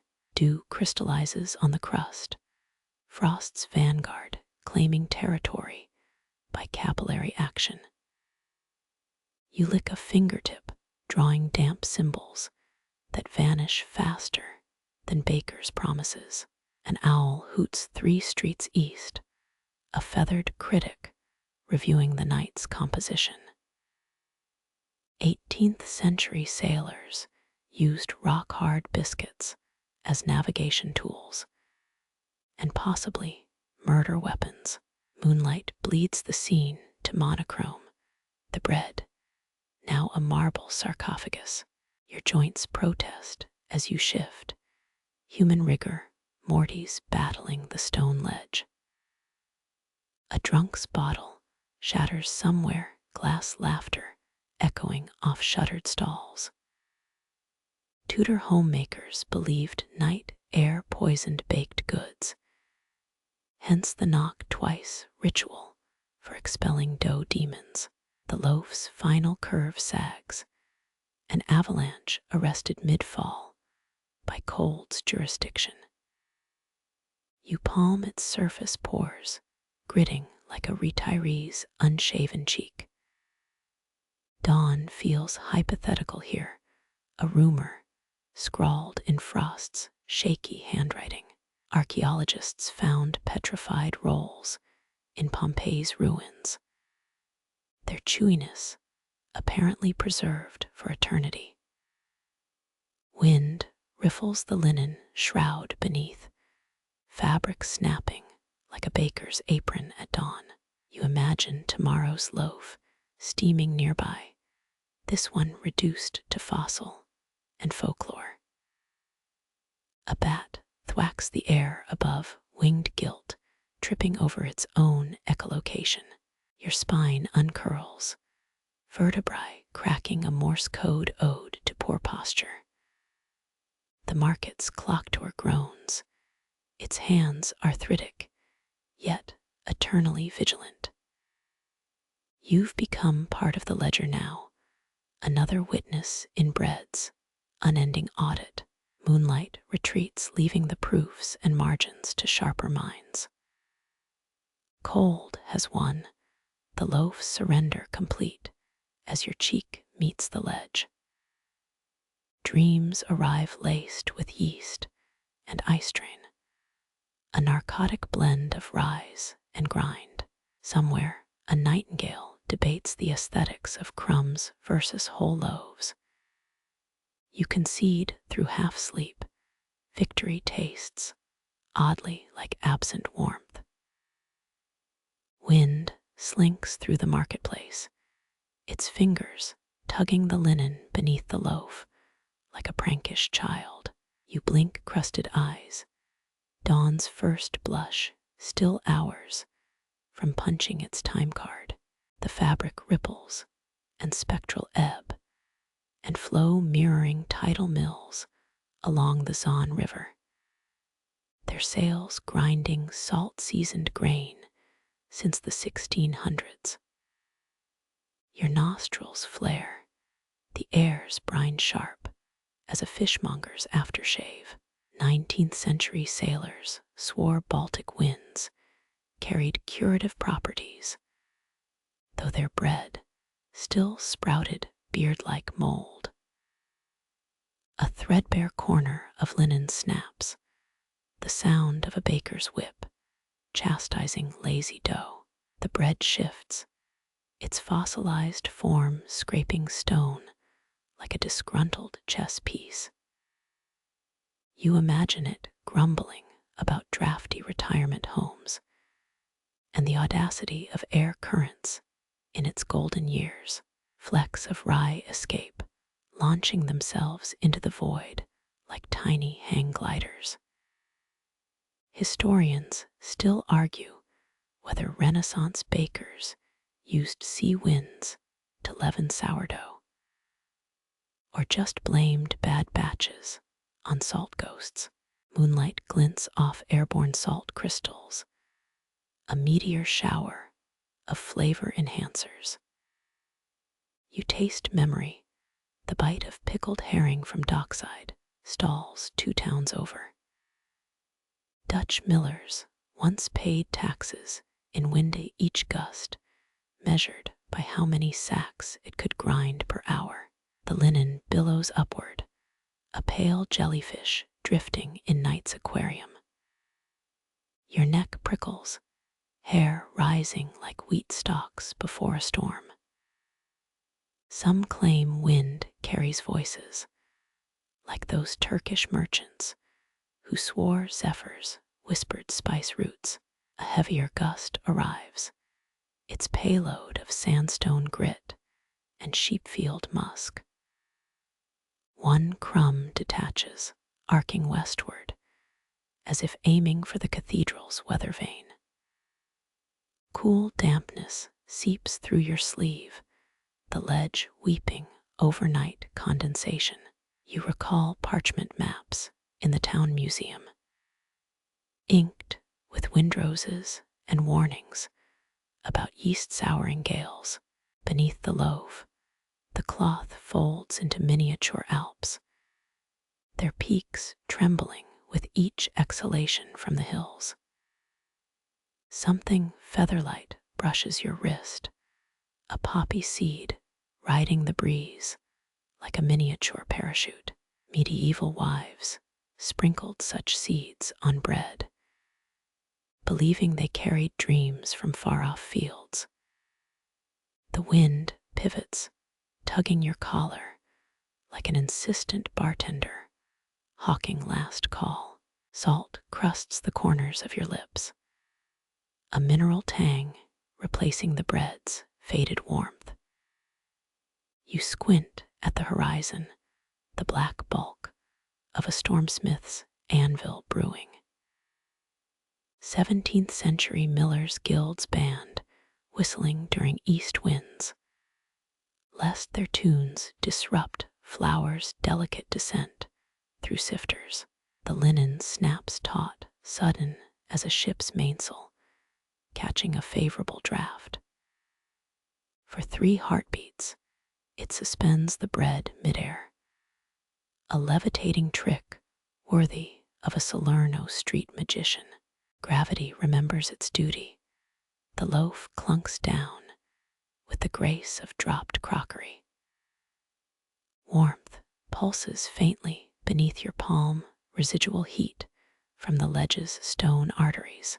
Scholars debate whether great storm of 1703 destroyed more windmills or barn roofs. But the bread riots came either way. Your stomach growls, a bass line harmonizing with the cloth's percussive flapping. Wind retreats, leaving the linen collapsed like a side confession. Static clings to your sleeves, or maybe powdered sugar from that vanished Berliner stall. The loaf hunkers lower, a craggy island in a ghost-white sea of fabric. Distant chimes clatter, metal tongues announcing wind's true loyalty to the coast. You picture dune grasses bowing in unison, their ballet fueling salt's invasion of the marketplace. The last airborne crumb lands in your lap, a stowaway begging asylum. Your tongue tip swipes the seed still stuck to your wrist, the pop of bitterness sharp beneath the salt. 34 gusts since moonrise, not that anyone's counting. Well, you are. Occupational hazard of befriending bread. First light inks the eastern sky, a smear of tarnished silver on horizon's ledger. Wind delivers its final whisper, fresh yeast spores, hitching a ride toward tomorrow's batch. You exhale, and somewhere beyond the mills, the breeze carries your breath home. Moonlight puddles around the bread's remains, a desiccated kingdom reduced to jagged cliffs. Rat whiskers twitch at the ledge's edge, 23 tails coiled like question marks in the dark. You inhale slow, catching the sour tang of rodent ambition beneath the rye's ebbing musk. A paw tests the stone claws click-scritching in Morse code for free lunch.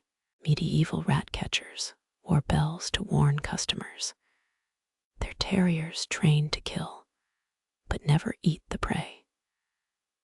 One bold soul leaps, its shadow stretching into a predator 10 times its size. The bread shudders, spilling a crumb garrison into the abyss. You muse on Venetian pest control, how the Republic paid citizens 2 ducats per 100 rat tails. The ledgekeepers never asked why some farmers' fields mysteriously burned after harvests. 4 rodents swarm upward, their bellies grazing cold stone as if magnetized. Your fingers flex involuntary, the human instinct to shew warring with curiosity. A superstition floats through your mind. Some 18th century miners believed rats carried dead bakers' souls. The lead rat freezes, nose quivering at the bread's shadow. Its teeth gleam like tiny scythes, ready to reap what the oven sown.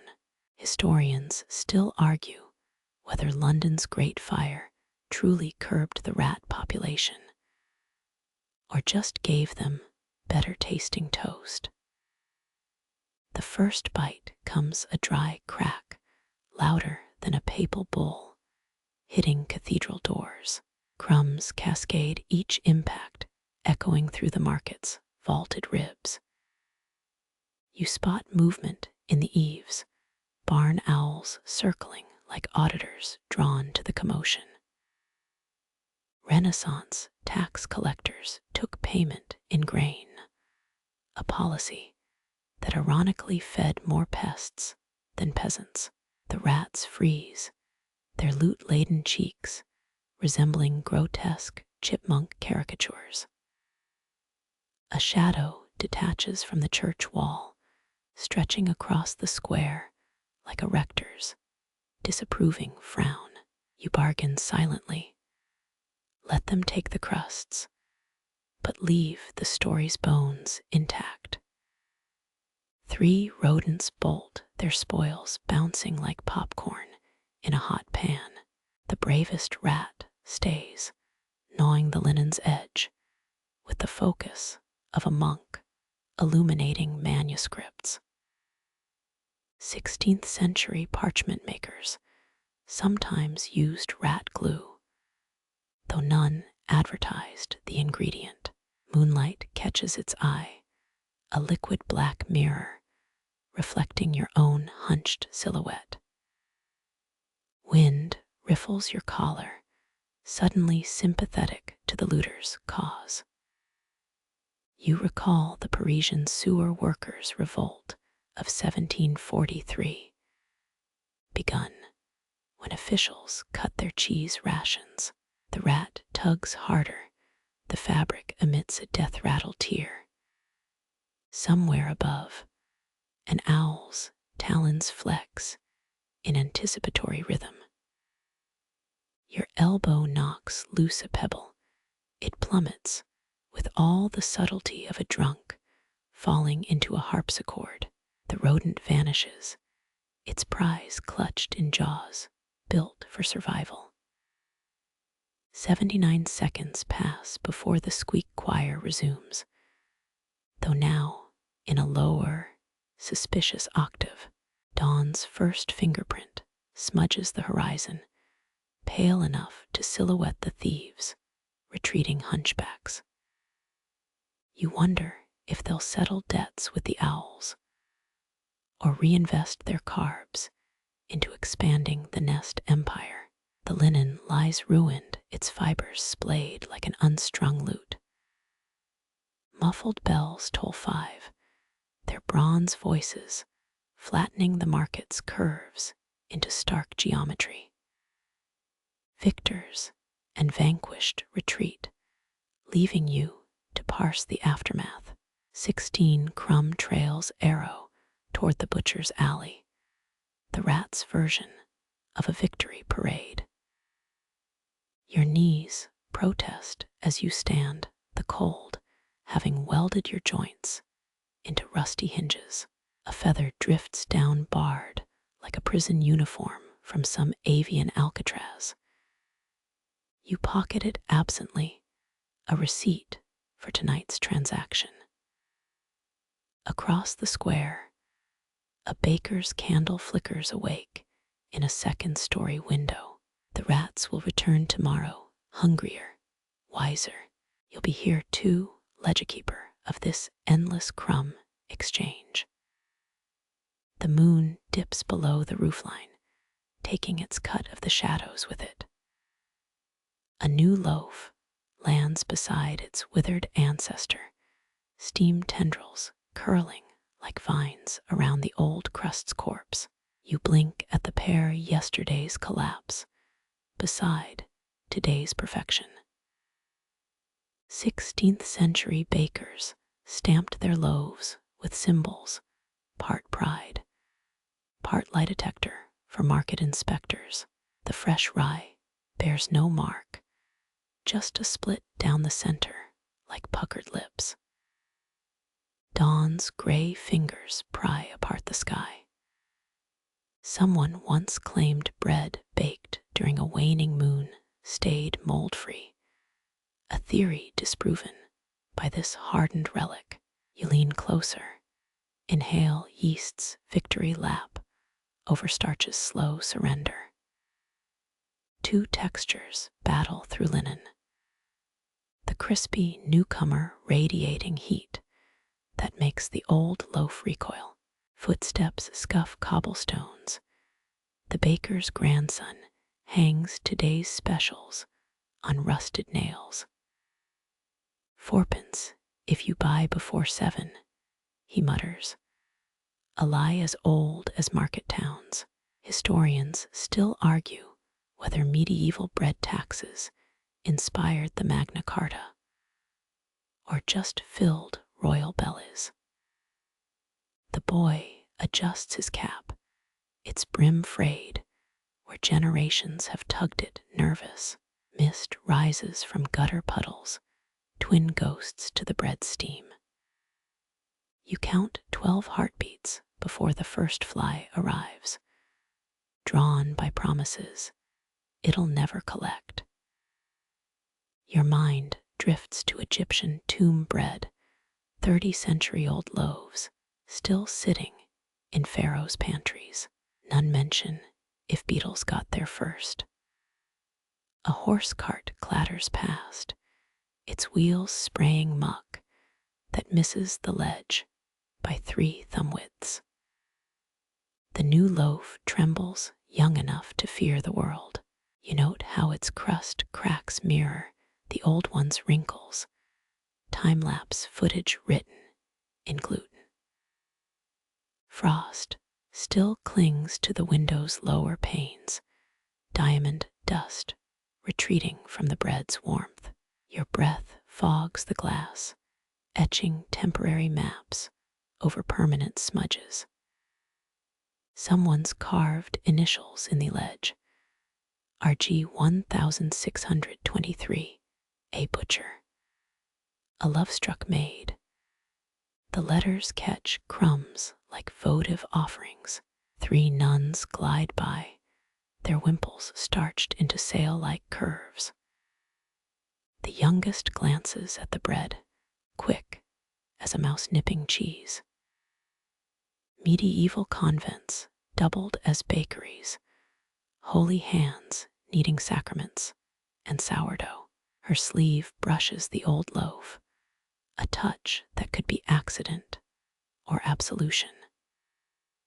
Sunlight breaches the chapel roof, gilding the new crust, while its elder grays faster. You recall the bread of the dead, trials, 17th century women executed for supposedly bewitching loaves. Their crime, letting dough overproof during Lent. The heat on your neck feels accusatory.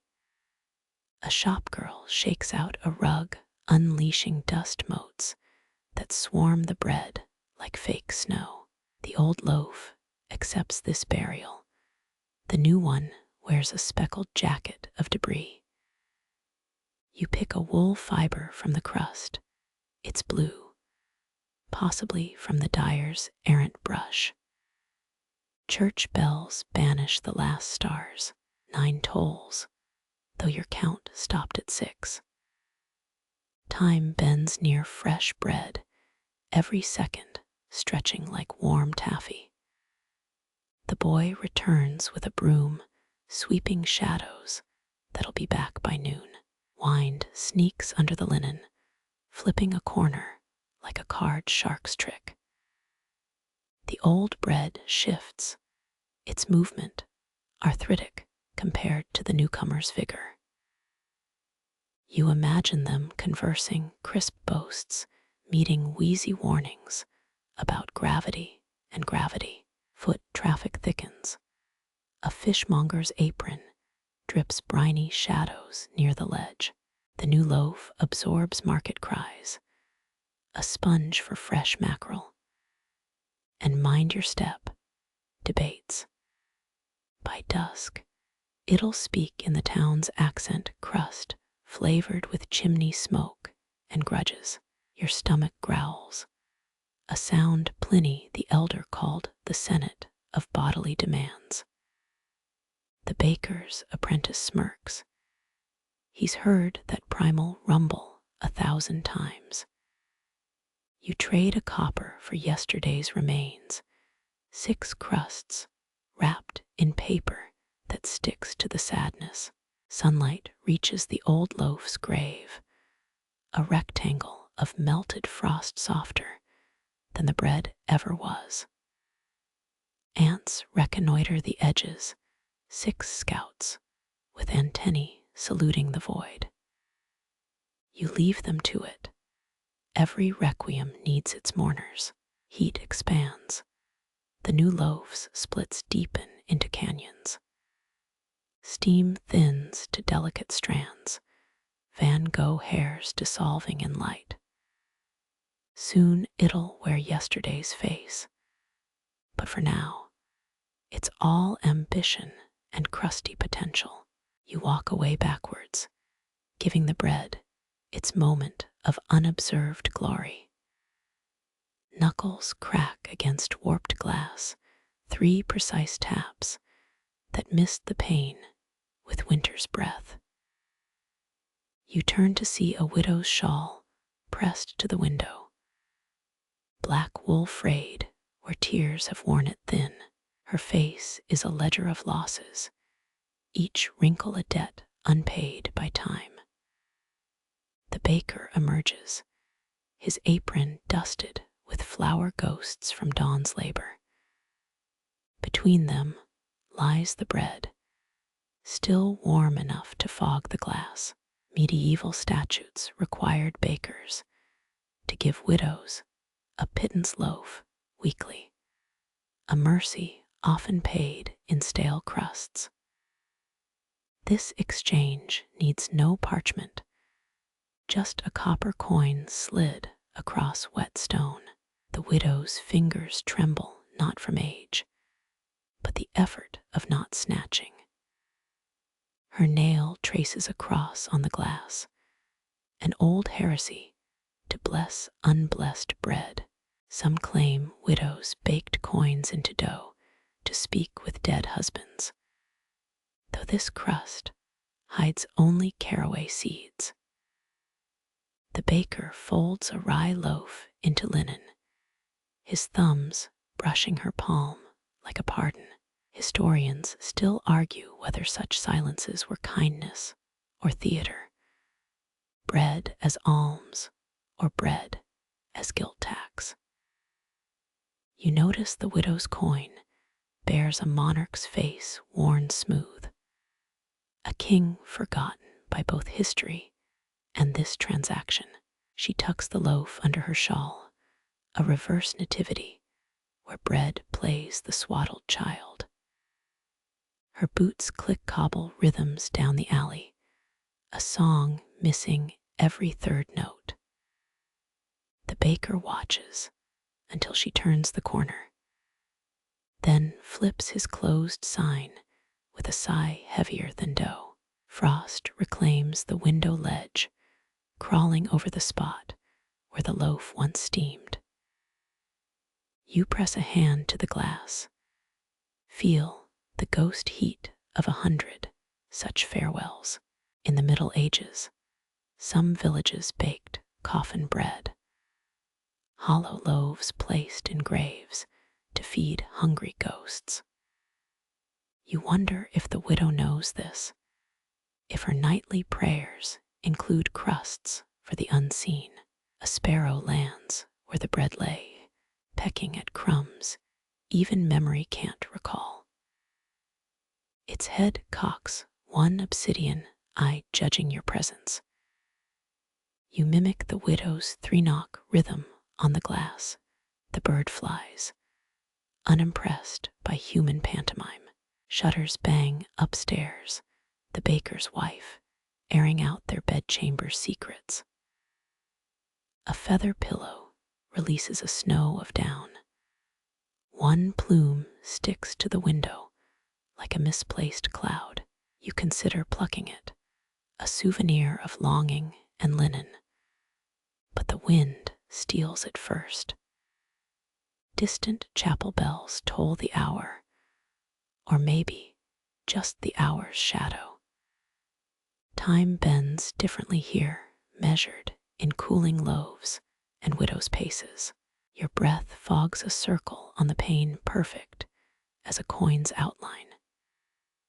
When the mist fades, The ledgers reset, fresh bread for fresh griefs come dawn. Sunbeams stab through the window sharpened by last night's frost, still clinging to the pane. You blink as dust motes ignite, each speck a tiny supernova in the morning light. The bread's crust becomes a battleground, golden ridges, casting shadow canyons, where flour particles swirl like restless phantoms. Medieval bakers called these sunlit specks angel's breath, believing they carried blessings from ovens to heaven. A poppy seed dislodges, tumbling down the loaf's side in slow motion. Historians still argue whether cathedral windows were designed to catch such dust dances, architectural piety, or just bad housekeeping. Your fingertip hovers near a sunbeam, feeling warmth without heat, like touching a ghost's idea of fire. The dust reacts, swirling into a miniature tornado above the bread. 17th century apothecaries sold bottled sunmotes as cures for melancholy, 96 silver pennies per jar. You wonder who pocketed the coins when the placebo failed. A cough echoes from the alley, the sound dislodging a snowdrift of flour from the ceiling. The particles descend, joining the dance above the loaf. You recall Victorian maids refusing to dust parlors, claiming cleaned air made lungs lazy as unneeded dough. One rebellious mote lands on your sleeve, a stowaway from the bread's crumbling empire. 3 crows bicker on the ledge, their shadows clawing at the crust. The light shifts. The dust swirl becomes a spiraling galaxy. 19th century spiritualists swore flour motes were dead bakers conducting ectoplasmic baking trials. You half expect to see spectral hands shaping the airborne particles into ghost baguettes. A child's laughter smashes through the window, scattering the crows and collapsing the dust spiral. The bread sits abandoned again, its guardian angels rooted by daylight's blunt realities. You trace a finger through the lingering haze, writing your name in particles that refuse to hold the shape. Another sunbeam pierces the scene, this one thick, with cat hair drifting from some unseen nap. The particles rally, forming a shimmering halo around the loaf's crown.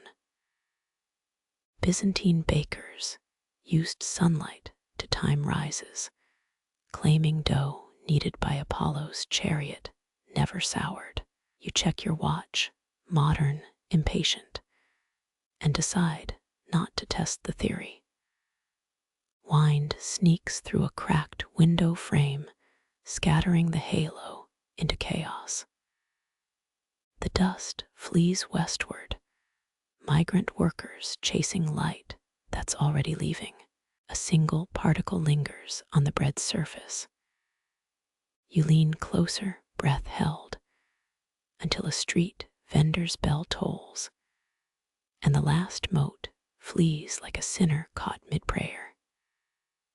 The vendor's bell still hums when a shadow darts across the ledge, a blur of patched elbows and hungry eyes. You catch the glint of teeth, not the bread's, as calloused fingers tear into its flank. Rye crumbs cascade like building blocks from a toppled castle, 1718, lost to the cobbles below. In medieval Lubeck, bread thieves had their hands nailed to the bakery door, a fact that surfaces as the boy bolts. His jacket flaps like a crow's wing, swallowing the stolen morsel as he vanishes around St. Agnes's fountain. Historians still argue whether bakers hid curses in their crusts, cross-shaped slashes to mark dough destined for purgatory. The loaf's wound gapes, a jagged crescent where warmth once pooled. You note the precision, practiced hands, avoiding the burnt heel no one wants. 19th century gutter snipes called this move crust mining, targeting soft centers before bakers could shout thief. A poppy seed clings to the ledge, lone survivor of the ambush. Wind riffles the breach, carrying echoes of the boy's sprint down Pudding Lane. His footprints linger in frost, a trail of commas begging you to follow. You stay. London's 1666 bakers swore blaming bread theft on rats. Right up until the Great Fire rebalanced the books. 3 nuns shuffle past, wimples tilting away from the vandalized loaf. Their murmurs perfume the air, cinnamon and disapproval. One clicks her rosary beads, tiny meteors orbiting her waist. You imagine the boy's pockets sticky with jam stolen, last Tuesday proof of a thriving black market. The bread's edges curl, retreating from the violence done to its middle. Napoleon once offered 12,000 francs to anyone who could preserve military rations. Failed solutions included honey-dipped biscuits that attracted bears. Sunlight probes the crater, exposing air pockets where the yeast's last breath still lingers. A dog trots over, sniffs the crime scene, pees on the fountain instead. Its collar jingles an apology. You trace the stolen bite's trajectory, calculated arc from ledge to mouth to getaway. Renaissance bakers trained parrots to screech thief, until the birds started snitching on paying customers. Shadows stretch across the loaf, the gash now a canyon, filling with blue twilight. You picture the boy, cheeks bulging like a smuggler's saddlebags, dodging the fishmonger's broom. Tudor bakers hid raisins in loaves as trapdoors, catching greedy fingers mid-pilfer. Your stomach growls, complicit in the crime.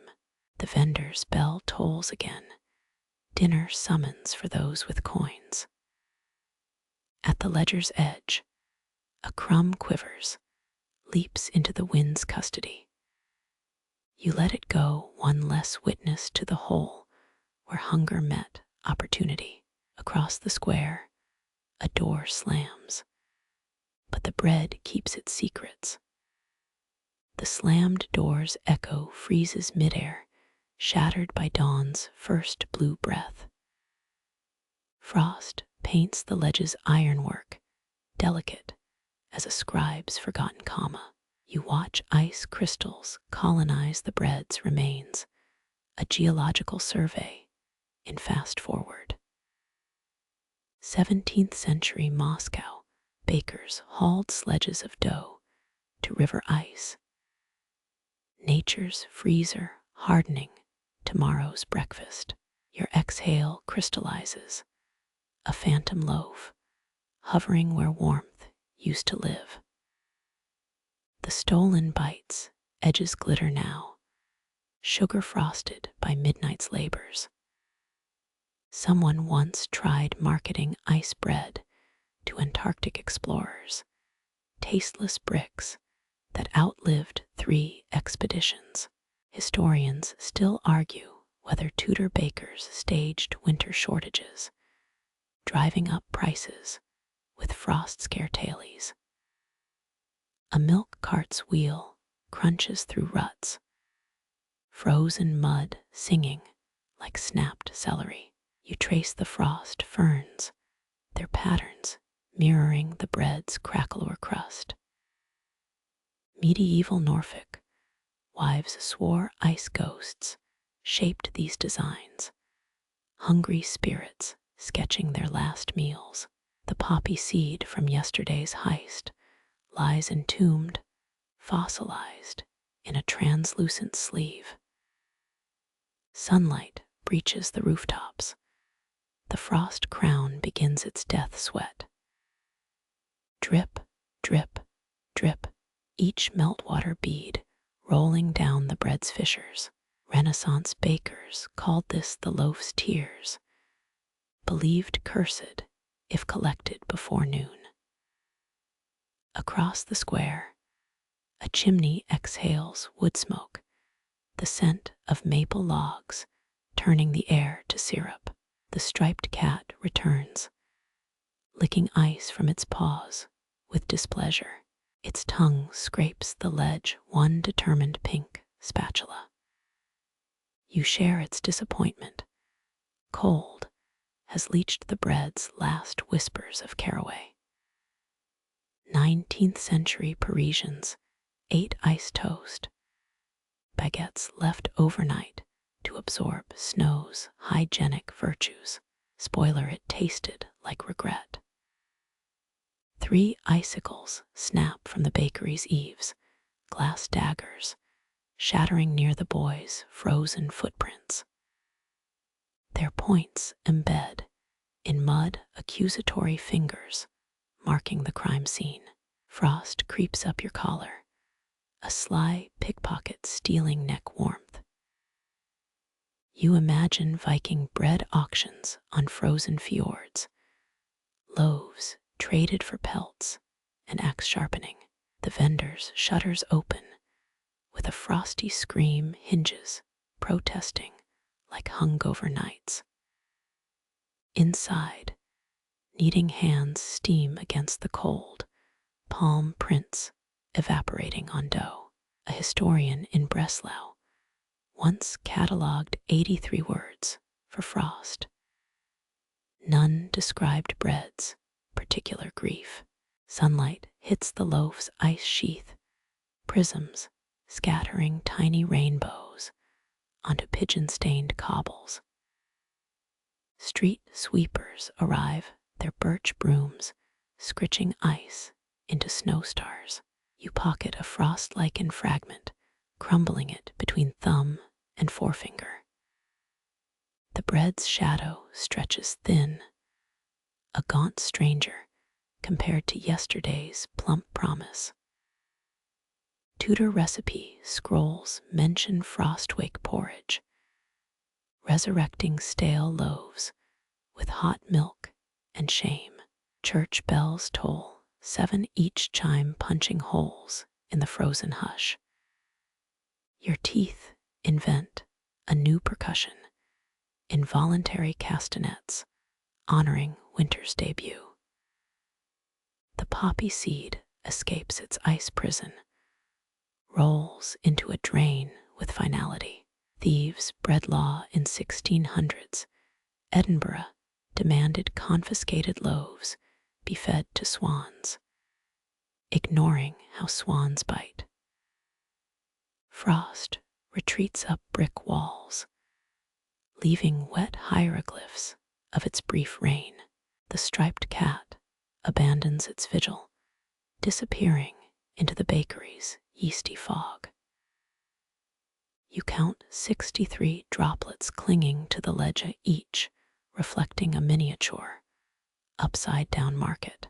Dawn's surrender today feels personal, like watching a letter dissolve in a rain barrel. By noon, only the bread's shadow remembers the ice, a shrinking outline rehearsing its exit. Salt grit crunches under a delivery boy's boots, his breath visible, though yours stopped steaming hours ago. The cycle spins, frost to sludge, theft to crust, surrender to dough. Your fingers brush the ledge, still colder than a baker's owed apology. The clockmaker's shadow falls across the bread, a silhouette pieced together from cogs and conjecture. His finger taps the ledge, each click syncing with the town hall's languid pendulum. You hear his shop before you see it, ticking layered 12-fold behind warped glass. Medieval Frankfurt fined bakers for selling bread before the 8th bell, their ovens hostage to tower clocks. He adjusts a brass monocle, its lens warping the loaf into a withered moon. Observe the crust's retreat, he murmurs. Time gnaws faster than teeth. A cold draft carries the scent of whale oil and impatience. His coat bristles with watch chains, each fob weighted by theories, yet unproven.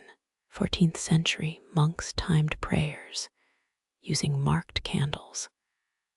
Their abbey's bread always underrisen and oversold.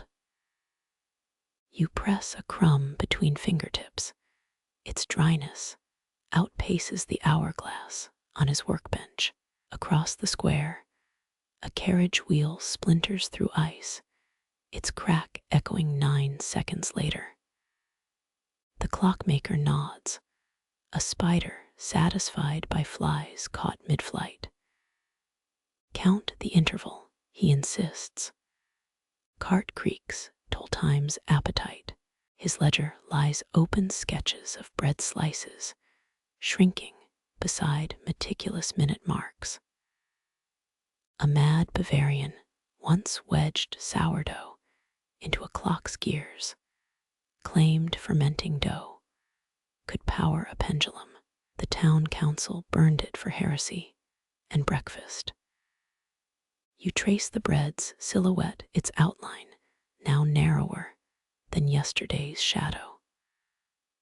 Frostbite gray clouds bunch overhead, the sky threatening to spit stopwatch hail. He plucks a crumb, places it on his tongue like a blasphemous communion wafer.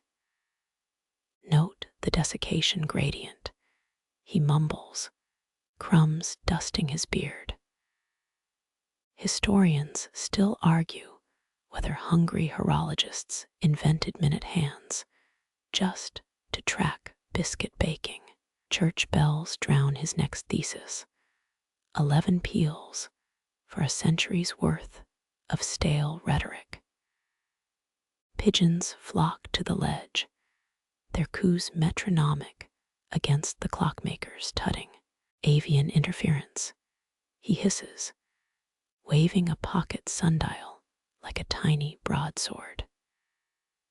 16th century Naples had bread riots when bakers' clocks ran slow, the mobs preferring punctual focaccia over temporal philosophy. You pocket a crust shard, its edges sharp enough to wound a sundial's pride. His magnifier reveals the bread's pores, each one an hourglass draining flavor. Staling isn't decay, he whispers. It's time crystallizing. A shopgirl laughs nearby. The sound takes 3 ticks to reach his good ear.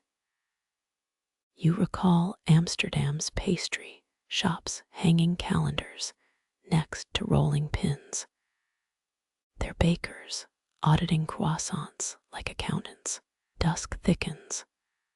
The clock's brass face glows faintly above the market.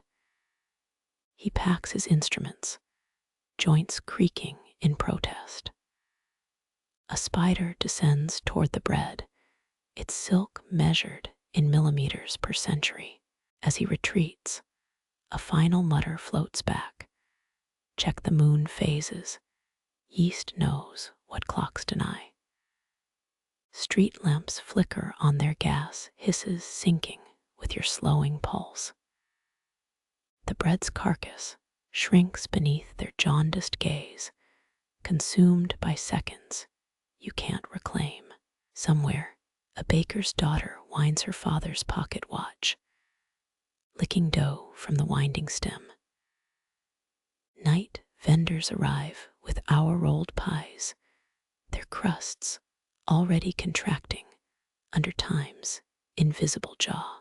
You linger as stars prick the gloom, each one a crumb flung from eternity's table.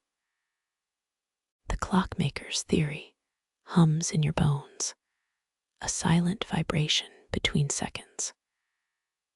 Tomorrow's loaf will swell in the pre-dawn dark, blissfully unaware of the arithmetic awaiting its warmth. The smoke arrives as a rumor, staining the horizon like watered-down ink.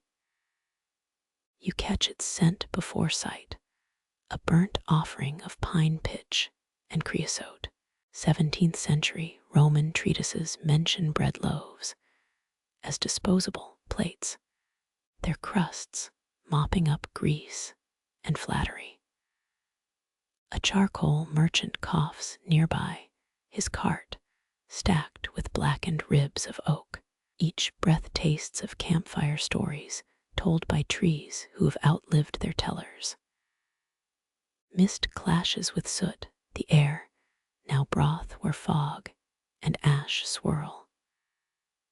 Your tongue catalogues traces, tar from shipyards, smoldering applewood, the ghost of a blacksmith's forge. Medieval Bavarian bakers supposedly slept beside rising dough, believing their dreams guided fermentation. A child down the lane skips stones across a puddle. They sink faster where smoke stains the water. You spot the first fleck of ash, a gray bloom on the bread's last intact crust. It clings like a mourner at a feast nobody attends. Nearby, a fishmonger folds paper around herring, newsprint ink bleeding through to silver scales. Historians still argue whether Genghis Khan's sieges failed faster when downwind of baking hearths. The debate simmers in academic journals, much like this smoke in your lungs. A gust unravels the haze for a moment.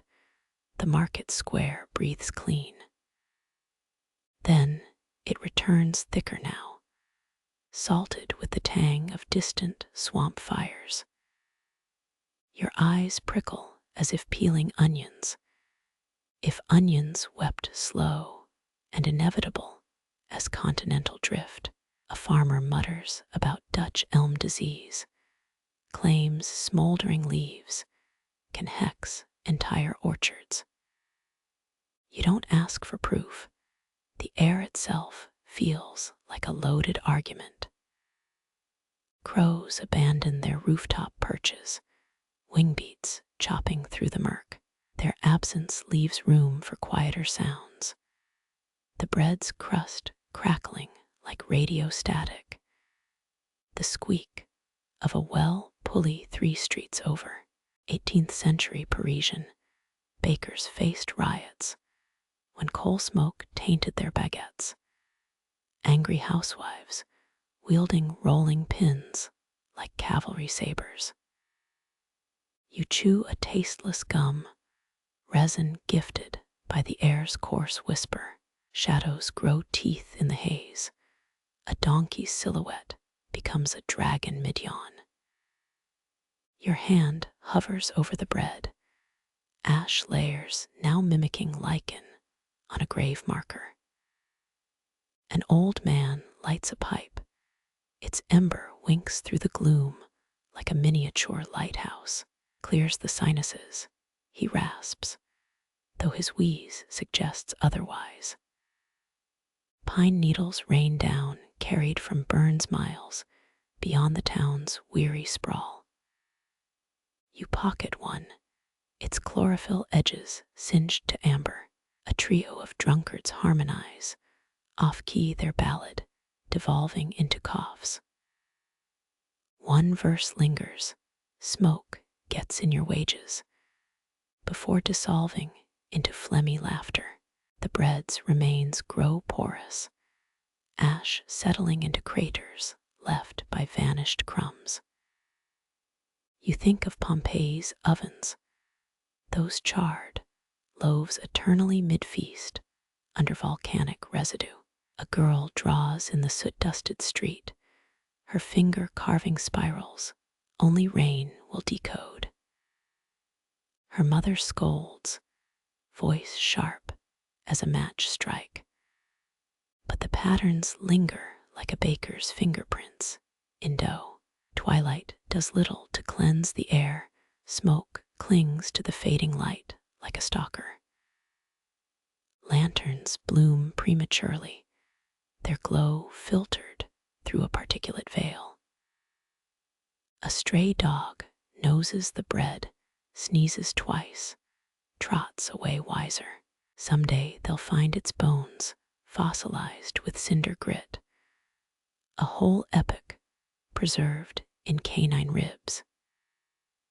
Silk merchants roll up their stalls, fabric swallowing ash motes as they retreat. One coughs into brocade, a muffled sound like a muted dinner bell. You count 12 coughs before the square empties, a sacrament to pulmonary resilience. Nightfall thickens the haze, street lamps reduced to hazy halos above. The bread's final crust succumbs, collapsing into granules that mimic the ashen sky. Somewhere, a blacksmith's apprentice curses his forge gone cold under fire bans. You wonder if charred rye tastes different when shared with ghosts. But the answer drifts away on a resin-scented breath.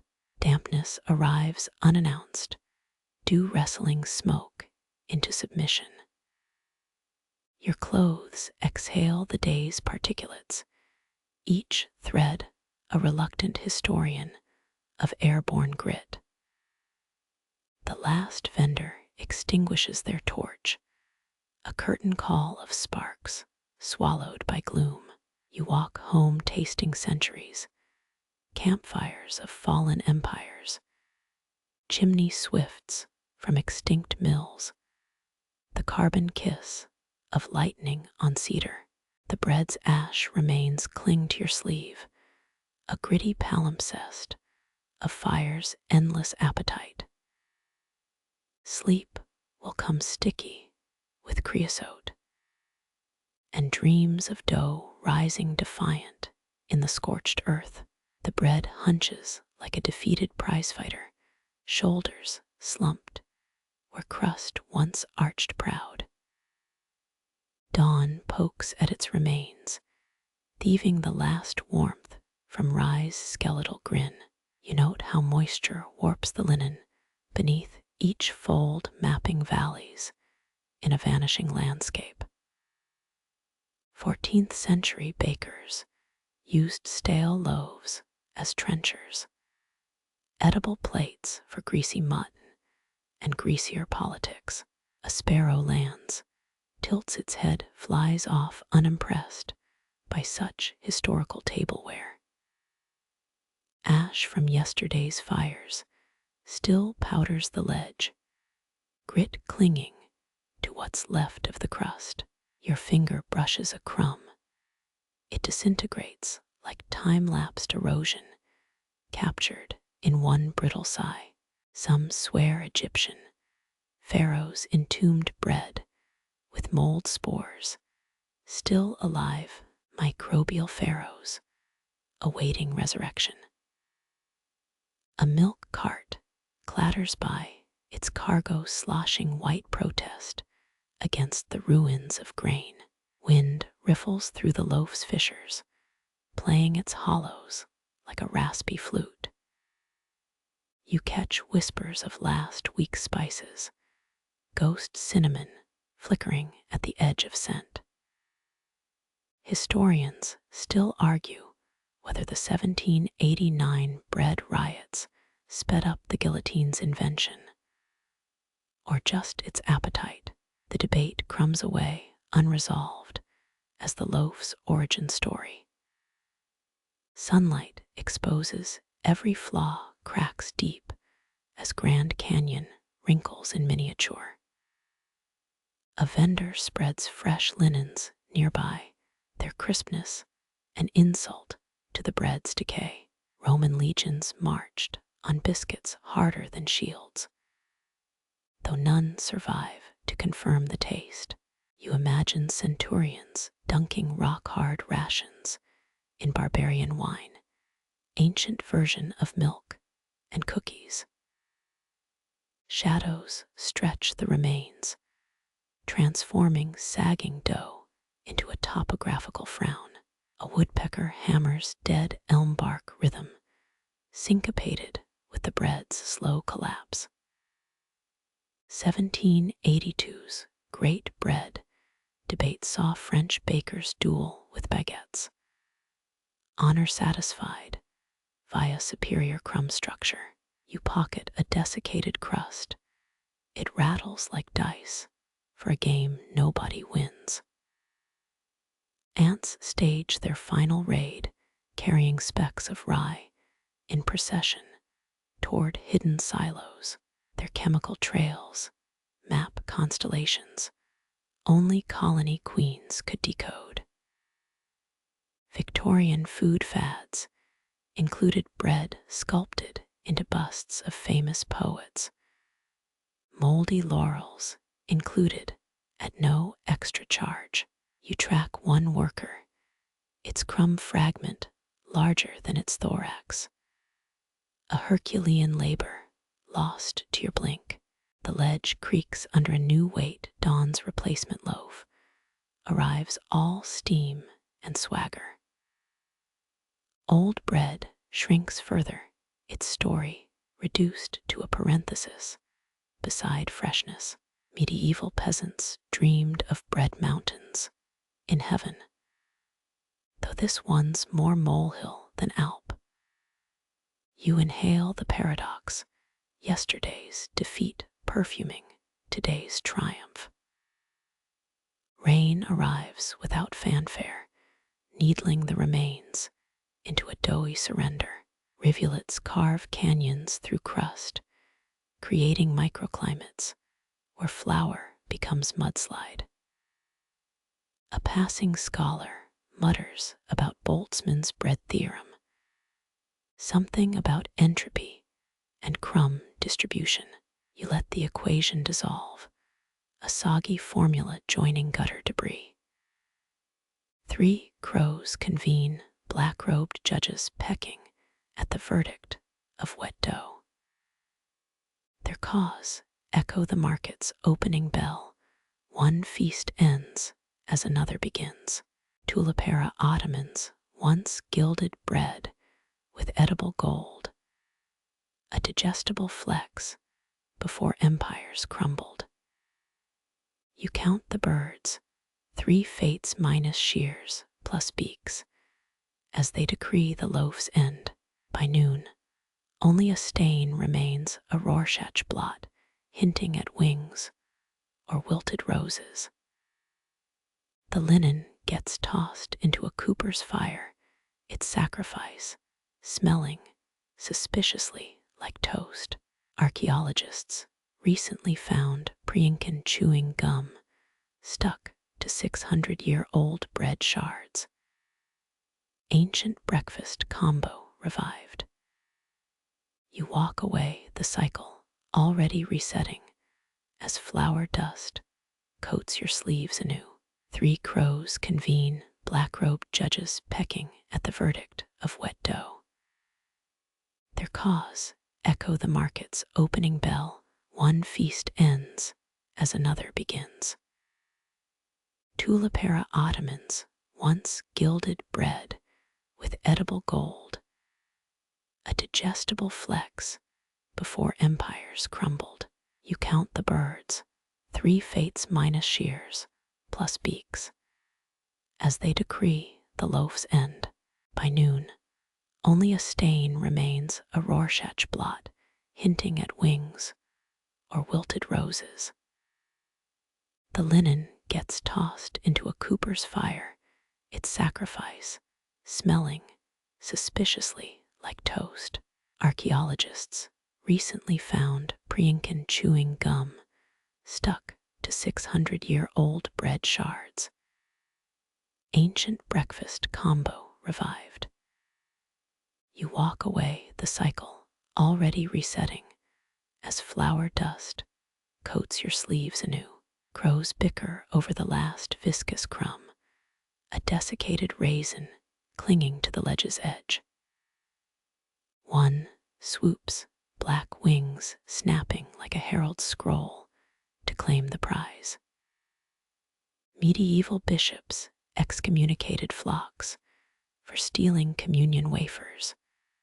Holy gluten wars lost to feather and claw. You half expect a celestial gavel, some beak-driven judgment, condemning the bread to avian purgatory. Their calls weave through market clamor, a dissonant jazz riff over the fishmonger's baseline. A child points, mother hushes her, with tailies of crows stealing untended souls. Victorian naturalists swore ravens could count to 7. Though nobody asked them about algebra, you test it, tossing 2 pebbles, watched by 6 unblinking eyes that miss nothing.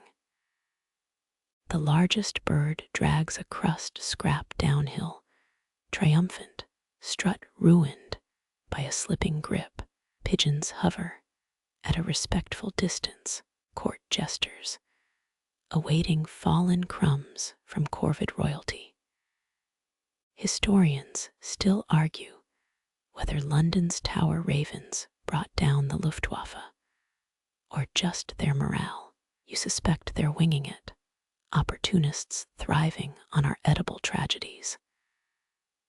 Drizzle resumes, turning leftover dough into papier-mâché glued to cobblestones. A crow shakes its head, indignant at the universe for watering down the feast. 18th century Parisians believed swallowing bread crumbs soaked in vinegar cured timidness, bravery, by sour osmosis. You taste the air, damp asphalt, and ghostly yeast, and decide cowards die delicious deaths. One bird departs, its crop bulging with rye relics, destined for nest-bound fledglings. You picture baby crows squawking over crusts, tiny Gothics in a feather nursery. A fringe theory claims crows invented agriculture by planting stolen seeds, feathered Mesopotamians with better PR. The idea flaps away, absurdity, drowned by a drayman's shouted curses at the sky. Wind riffles through the crow's neck feathers, exposing steel-gray undercoats like chainmail beneath cloaks. They preen, ignoring the scrawny tabby creeping beneath the ledge. Roman siege towers moved on bread-greased wheels. A carbohydrate arms race, forgotten by tacticians. You file it under things that make sieges tastier. Another joke dying in the rain. 2 crows engage in beak fencing, a duel over territory or honor or sheer boredom. Their combat sinks with the blacksmith's hammer, clang versus caw in a foundry fugue. Edwardian bakers hid messages in loaves during strikes. Doughy carrier pigeons for union demands. You imagine a crow intercepting one, revolution scrawled in sesame seeds and defiance. The last crumb vanishes, sucked into a gullet with a Gothic swallow. The trio croaks victory, a sound like coffins dragged over gravel. You recall Aztec priests dressing crows as war gods during famine rites. Macabre puppetry for hungry crowds. The birds launch skyward, wing beats stirring ash into phantom loaves that dissolve midair. Silence reclaims the ledge, broken only by your heartbeat counting missed opportunities.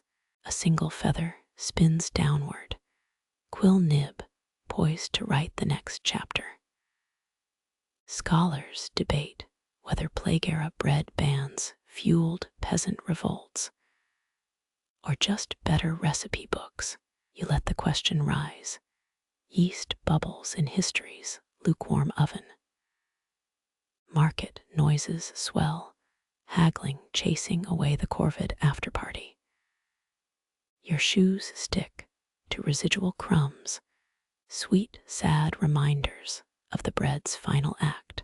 In 1923, a Belgian baker patented edible sawdust bread culinary nadir, disguised as innovation. You scrape your soul against a curb, sending reluctant sawdust ancestors back to the gutters. Dusk reshapes the crows into splotches of night torn loose too early. They roost in the charred oak's skeleton guardians of what's been consumed and forgotten. A children's rhyme whispers through the stalls. Black wing, black beak, steal the crust but leave the weak. You mouth the words, tasting their bitter honey, as the last light gilds empty ledges. Rain finishes its work, dissolving all evidence of crumbs, crows, and consequence. The street sweeper's broom scritches like a monstrous beak against the stones. You walk home, each step imprinted with the gravity of stolen feasts and silent feathers. Rain finishes its work, dissolving all evidence of crumbs, crows, and consequence. The street sweeper's broom scritches like a monstrous beak against the stones. You walk home, each step imprinted with the gravity of stolen feasts and silent feathers. Gutters run thick with doughy slurry, a sludge of rye and rainwater clotting the drains. You imagine Venetian bakeries drowning in the 1680s floods, their sourdough starters fermenting into lagoon monsters. A rat noses through the muck, its whiskers flecked with unspeakable glues of gluten and grit. 18th century sailors supposedly ate bread older than their ships, rock-hard tack requiring hammer and profanity. Mud sucks at your heels, a final plea from the bread's ghostly remains. Across the square, the baker's apprentice hauls sacks of flour, their contents destined for tomorrow's sacrifice. Historians still argue whether Egyptians used beer or bread wages to build pyramids. Eternal squabble over yeast's true currency. You hum a drinking song, melody warped by the rain's damp embrace. Beneath a tavern awning, two drunks debate the merits of crust versus crumb. Their slurred passion mirrors theological disputes, heresies declared over mouthfuls of sausage rolls. You pocket a sodden menu, ink bleeding into phrases like rustic boule and artisanal decay. Napoleon's troops allegedly stole Vienna's bread, then invented the croissant out of spiteful irony. The cobbler's window steams his iron hissing as it meets soaked leather. You catch his eye through the fog. He gestures to the empty ledge with a cobbler's hammer. A silent elegy passes between you, two mourners, at Starch's soggy wake. Early Christian monks baked communion wafers with thumbs, edible stigmata pressed into every holy carb. Nightmare kit torches gutter, their flames reflected in puddles like drowned suns. You trace a loaf's outline in the air, vanishing as rain erases your finger-drawn tribute. A woman spills flour from her apron, a spectral cloud haunting the cobblestones.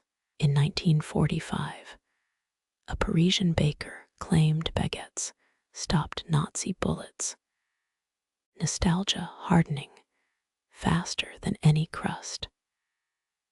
Your sleeve sticks to a shop window, pulling free with a sound like tearing focaccia. Behind the glass, unbaked loaves sit proofing, pale bellies rising in the dark. You count them, 16 soldiers awaiting dawn's oven baptism. Aztec maize cakes once held human ashes, communion with the dead seasoned by corn and grief. Raindrops ping the bakery's tin roof, a staccato lullaby for dough babies in their cribs. You lean against an alley wall, rough bricks gouging your shoulder blades through damp cloth. Someone's tossed a biscuit to a pigeon. It bobs like a shipwrecked sailor on the flood.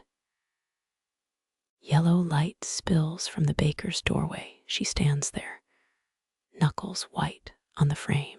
Her gaze scrapes the square, assessing the damage, tallying tomorrow's rations.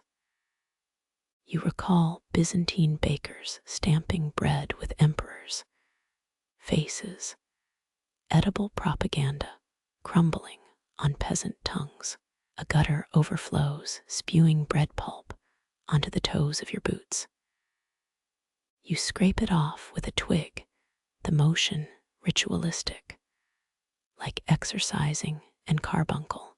A child's mitten floats past, wool swollen with rainwater and the memory of sticky buns. Thunder grumbles, the sound of a hungry stomach amplified across the sky. You count seconds between lightning and its echo, 4 for distance, 5 for regret. Roman aqueducts once funneled spring water to bakeries, a liquid gospel for the dough's resurrection. By the well, a stray dog laps at puddle broth, its tongue working furiously for phantom nutrients. You toss it a pebble, the animal growls at the insult before slinking away. Medieval peasants spread moldy bread on wounds, penicillin's precursor, stinging as it healed. The rain thins, each drop spaced like crumbs from a miser's palm. You tilt your face upward, let the drizzle baptize your brows and lashes. Somewhere, a wheat field drinks deeply, its green stalks fattening on this same sorrow. Unbidden, your feet carry you back to the ledge, its stone surface polished bare. You press a palm where the bread once steamed, now cold as a tombstone at midnight. Ottoman bakers faced execution for underweight loaves, capitalism's blade sharpened on flour-dusted necks. From the shadows, the baker's cat watches, its pupils reflecting your hollow vigil. You nod, a pact of empty bellies and unspoken hungers. The animal blinks first, disappearing into a night, still humming with dough's absence. Your breath fogs the air, one last ghost rising from the ledger. Somewhere beyond the storm, a mill wheel turns grinding tomorrow into powder, waiting for water, waiting for heat, waiting for hands. The baker's palms press against her apron, imprinting flour where dough once filled her hands. You catch her staring at the bare ledge, a widow's gaze turned to an empty grave. Her knuckles bloom white as unbaked rolls, remembering loaves that bore her grandmother's secret sigil. Medieval law demanded bakers add their mark to each loaf, edible fingerprints for tracing crust crimes. A cart rattles past, its wheels kicking up puddles thick with yesterday's yeast runoff. She doesn't flinch. Raindrops slip from the awning, each one cracking against stone like a tiny loaf splitting its seams. You recall those summer mornings when her rye boule emerged like bronze moons from the oven's mouth. A Victorian inventor once patented breadcrumb glue, claiming it could mend broken hearts and teacups alike. Her sigh unravels, a sound older than the brick oven behind her. It carries the weight of Egyptian barley taxes and Roman grain doles. Historians still argue whether French peasants really screamed, "Let them eat brioche," or if Marie Antoinette's baker invented the quote with a smirk. You trace a finger through air flour, drawing imaginary loaves only pigeons witness. She needs nothingness, palms pushing against ghosts of 1,000 forgotten batches. The cat rubs her ankles, its purr syncopated with the absent kneading rhythm. Some say dough rises better during thunderstorms. Something about atmospheric pressure tickling the yeast's ego. You half believe it, watching her shoulders tense as distant thunder mocks the silent ovens. Wind riffles her ledger pages, columns of numbers blurring into river marks on parchment. She touches a faded entry, 97 loaves sold on the day her daughter left for the coast. Industrial factories once tried baking bread with steam injectors, turned out loaves soggy as a sailor's funeral. Your boot nudges a cobblestone, it shifts, revealing fossilized crumbs from markets long dead. She notices her laugh sudden and sharp as a bread knife's edge. Found the devil's toenails, she mutters, old slang for burnt crusts hidden in alley shadows. Archaeologists debate if Stone Age flatbreads were intentional or just gruel that got lucky near a fire. The church clock chimes 4, a sound that once meant pulling ciabattas, now just echoes in flour-dusted air. She reaches for a non-existent peel, muscle memory, swinging empty hands toward cold bricks. Napoleon's troops stole Vienna's bread, but missed the real treasure. Sourdough starters hidden in corsets. You file that theory away next time someone romanticizes war over wine. Damp flour coats your tongue, the bakery's ghost, still breathing in the humidity. She licks her thumb, stained with ink, and a smear of hypothetical dough. You wonder if bakers dream in rising curves, or just arithmetic shaped like baguettes. A boy hurls a crustless sandwich at a dog. It sails through the space where her seeded bloomer sat yesterday. She winces, the motion precise as scoring dough before the oven's kiss. 17th century recipe books advised using bread to erase pencil marks. Early drafts, eaten by hungry scholars. Shadows stretch, the ledge, now a stage without its leading actor. She unties her apron, strings falling like dead roots from her waist. Fingers brush the embroidered initials, MR, faded, but stubborn as gluten's grip on flour. Mongol armies rode, with unleavened bread under their saddles' body heat, creating the world's first mobile bakeries. You blink, she's gone, replaced by the click of a lock turning in the dark. The cat licks a paw where flour once dusted its whiskers. Night swallows the market square, but tomorrow's dough already stirs in its sleep. Somewhere beyond the mill's groan, a farmer checks his wheat, kneeling to taste the soil's readiness. You inhale, catch the alkaline teas of lye used in pretzel baths. Her regrets fade with the drizzle, each sigh absorbed by dough, yet to rise. The last torch gutters out, its smoke curling like a question mark over the ledge. You answer by walking away, heel grinding a single rye berry into the cracks. It's enough. Dawn's ovens will claim it, along with every other secret the night couldn't keep. Moonlight stripes the empty ledge, its surface scrubbed clean by the cat's midnight tongue. You press a palm to the windows, flour-streaked glass, coolness seeping through grease and ancient fingerprints. The stars blink through your smudged constellation, Orion's belt buckle loosened by a crust-loving poltergeist.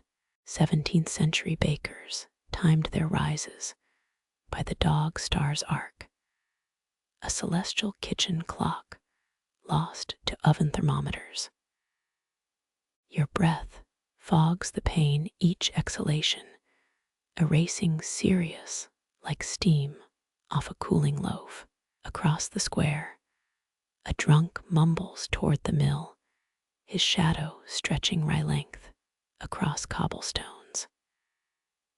Medieval scribes used stale bread to erase parchment, though some cheeky monks pressed crumbs into forbidden texts as edible bookmarks. You trace a comet's path with your pinky, its tail bisecting the window's lone, greasy thumbprint. The ledger lies open downstairs, columns half-lit by street lamp glow through the bakery's grate. Numbers swim 364 days since the ledge last sat empty. A cold draft snakes up your sleeves, carrying the yeasty sigh of tomorrow's dough, fermenting in its trough. Historians still argue whether Roman bakers shaped their rolls like celestial bodies, or just enjoyed showing off with sesame comet trails. One star winks brighter, or maybe it's Venus mocking your sleep-deprived gaze. You imagine it's a crumb flung skyward by that thieving boy from section 20, celestial littering at its finest. Your stomach growls a counterpoint, the sound suspiciously like a grown man's sob. 18th century Parisian bakers faced fines for selling underweight baguettes, leading to the world's first recorded carb-related embezzlement schemes. Wind flutes through the broken casement, its tune warping the flour ghost on the sill. For a heartbeat, the powdery residue resembles the Andromeda galaxy. If Andromeda traded stars for yeast spores, you resist touching it, remembering that time you sneezed away 3 hours, stargazing in section 14. A Norse myth claims Thor once burned a loaf, so badly it became the Milky Way, which explains a lot about divine baking skills. Your knees creak louder than the floorboards as you crouch, eye level, with the ledge's lunar scars. Someone carved initials here centuries ago, JL or TL. Their love now reduced to lichen-filled grooves. Tiny, desiccated dough flecks cling to the stone's pores, last survivors of yesterday's rye battalion. Archaeologists once found petrified bread in Pompeii's sewers, still legible as a receipt for 6 olive loaves and 2 honey cakes. The church clock tolls, a sound that usually means pulling sourdough, now just a hollow reminder of thermal void. Your reflection in the window shows Einstein-level bedhead proof that gravity works harder on the sleep-deprived. A fly lands where the bread's southwest corner once steamed, probing nothingness with comedic dedication. Renaissance bakers accused of heresy sometimes hid communion wafers in regular batches, crust-based resistance against dogma. Dawn tiptoes closer, indigo seeping into black like ink in water. You spot the baker's silhouette in her upstairs window, a shadow puppet kneading insomnia into imaginary dough. Her chimney exhales a wisp of smoke, or maybe it's the ghost of Section 17's confiscated rye. 18 seconds pass before you realize you're counting heartbeats. Instead of stars, an amateur move for a market watcher of your caliber. Venus fades first, its smug glow dimming beneath the rising blush of morning. You lick a finger and write tomorrow's date in the window's flower dust, the numbers dissolving as your saliva reacts with ancient gluten. A 1920s conspiracy theory claimed Bolsheviks encoded messages in pumpernickel air holes, filed alongside UFO reports and edible corset blueprints. The cat reappears, its tail brushing your ankle with the exact pressure of a baker's peel, sliding loaves into fire. Together, you watch the ledge's transformation, cold stone warming to gold as first light spills across the square. Somewhere below, a sack of flour splits its seams. Pre-dawn confessionals always get messy. Your last yawn tastes of stale vigilance and the metallic tang of impending sunrise. The window's grease streaks burn crimson now, like someone smeared jam across the glass with religious fervor. You half expect the ledger's numbers to start singing a Gregorian chant, but it's just the milkman's cart clattering down Sheep Street. When the bakery's first tray emerges, steam curling like celestial bodies being born, you're already halfway home. The new loaf casts a shadow that swallows Venus whole, breakfast reclaiming its throne one golden crumb at a time. The last survivor clings to the ledge, a rye crumb wedged between moss and mortar. You lean closer, counting 6 ants circling their prize like miniature Mongols besieging a doughy Karakoram. Their antennae quiver with reconnaissance, transmitting crust coordinates through pheromone semaphore. 17th century Istanbul bakeries employed child crumb watchers to guard against insect raids, minimum wage paid in stale cement rings. A scout breaches the crumbs' eastern flank, mandibles, saluting the discovery. Reinforcements surge up the wall, their route a zigzagging pilgrimage across weathered stone. You squint, spotting microscopic flour grains strapped to their thoraxes like backpacks. Medieval alchemy texts claimed crushed black ants cured sourdough failures, though modern science suggests it just added protein. The colony moves with metronome precision, each worker pausing to adjust their load. You time their rhythm, 3 seconds per crumb shuffle, before the line resumes its march. Historians still argue whether Egyptian grain silos inspired the ziggurat's design, or if architects just really hated paying ant exterminators.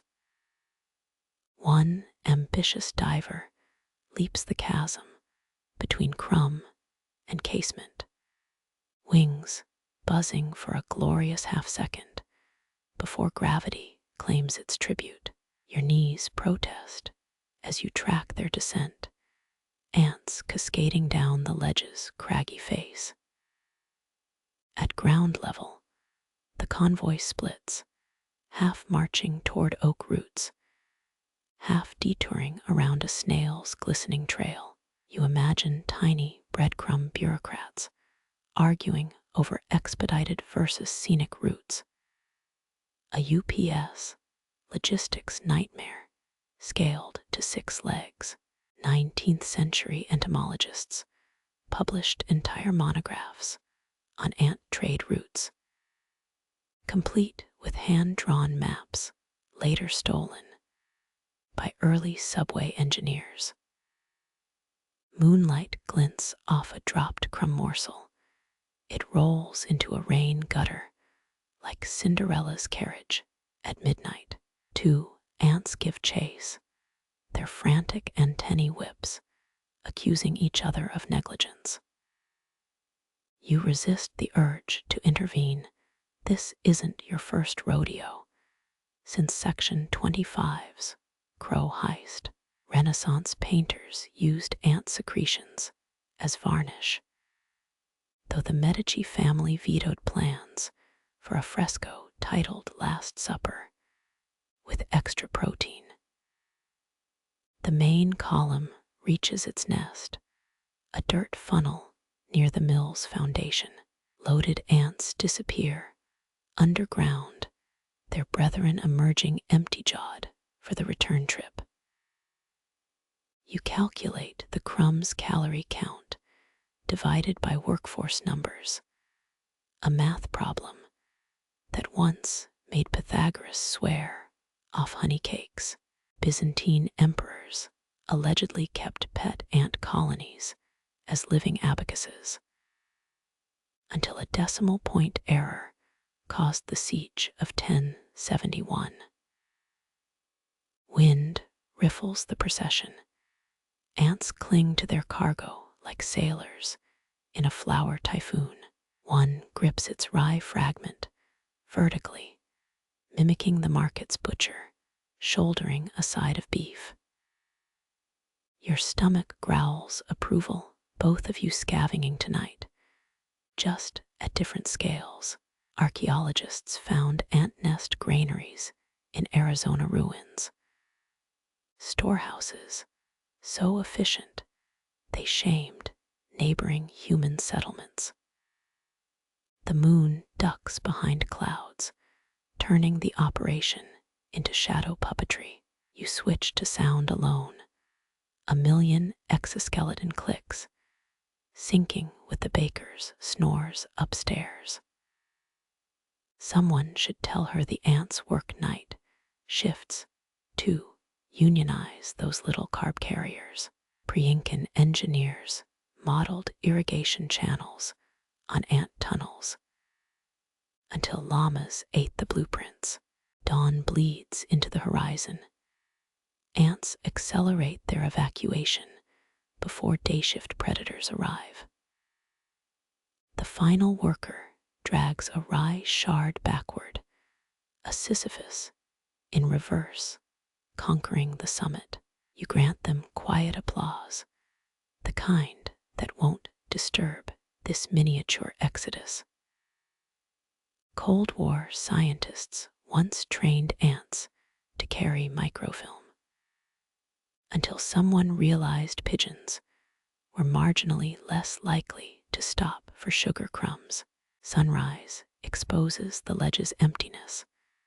Not even grease stains remain from yesterday's vigil. Down in the mill's shadow, the nest entrance winks shut, soil rearranged to erase all evidence. You wonder if the ants dream during metamorphosis, replaying their breadcrumb conquests in kaleidoscope mosaics. A 1904 World's Fair display claimed ants invented agriculture before humans, then promptly got sued by a Corn Belt senator.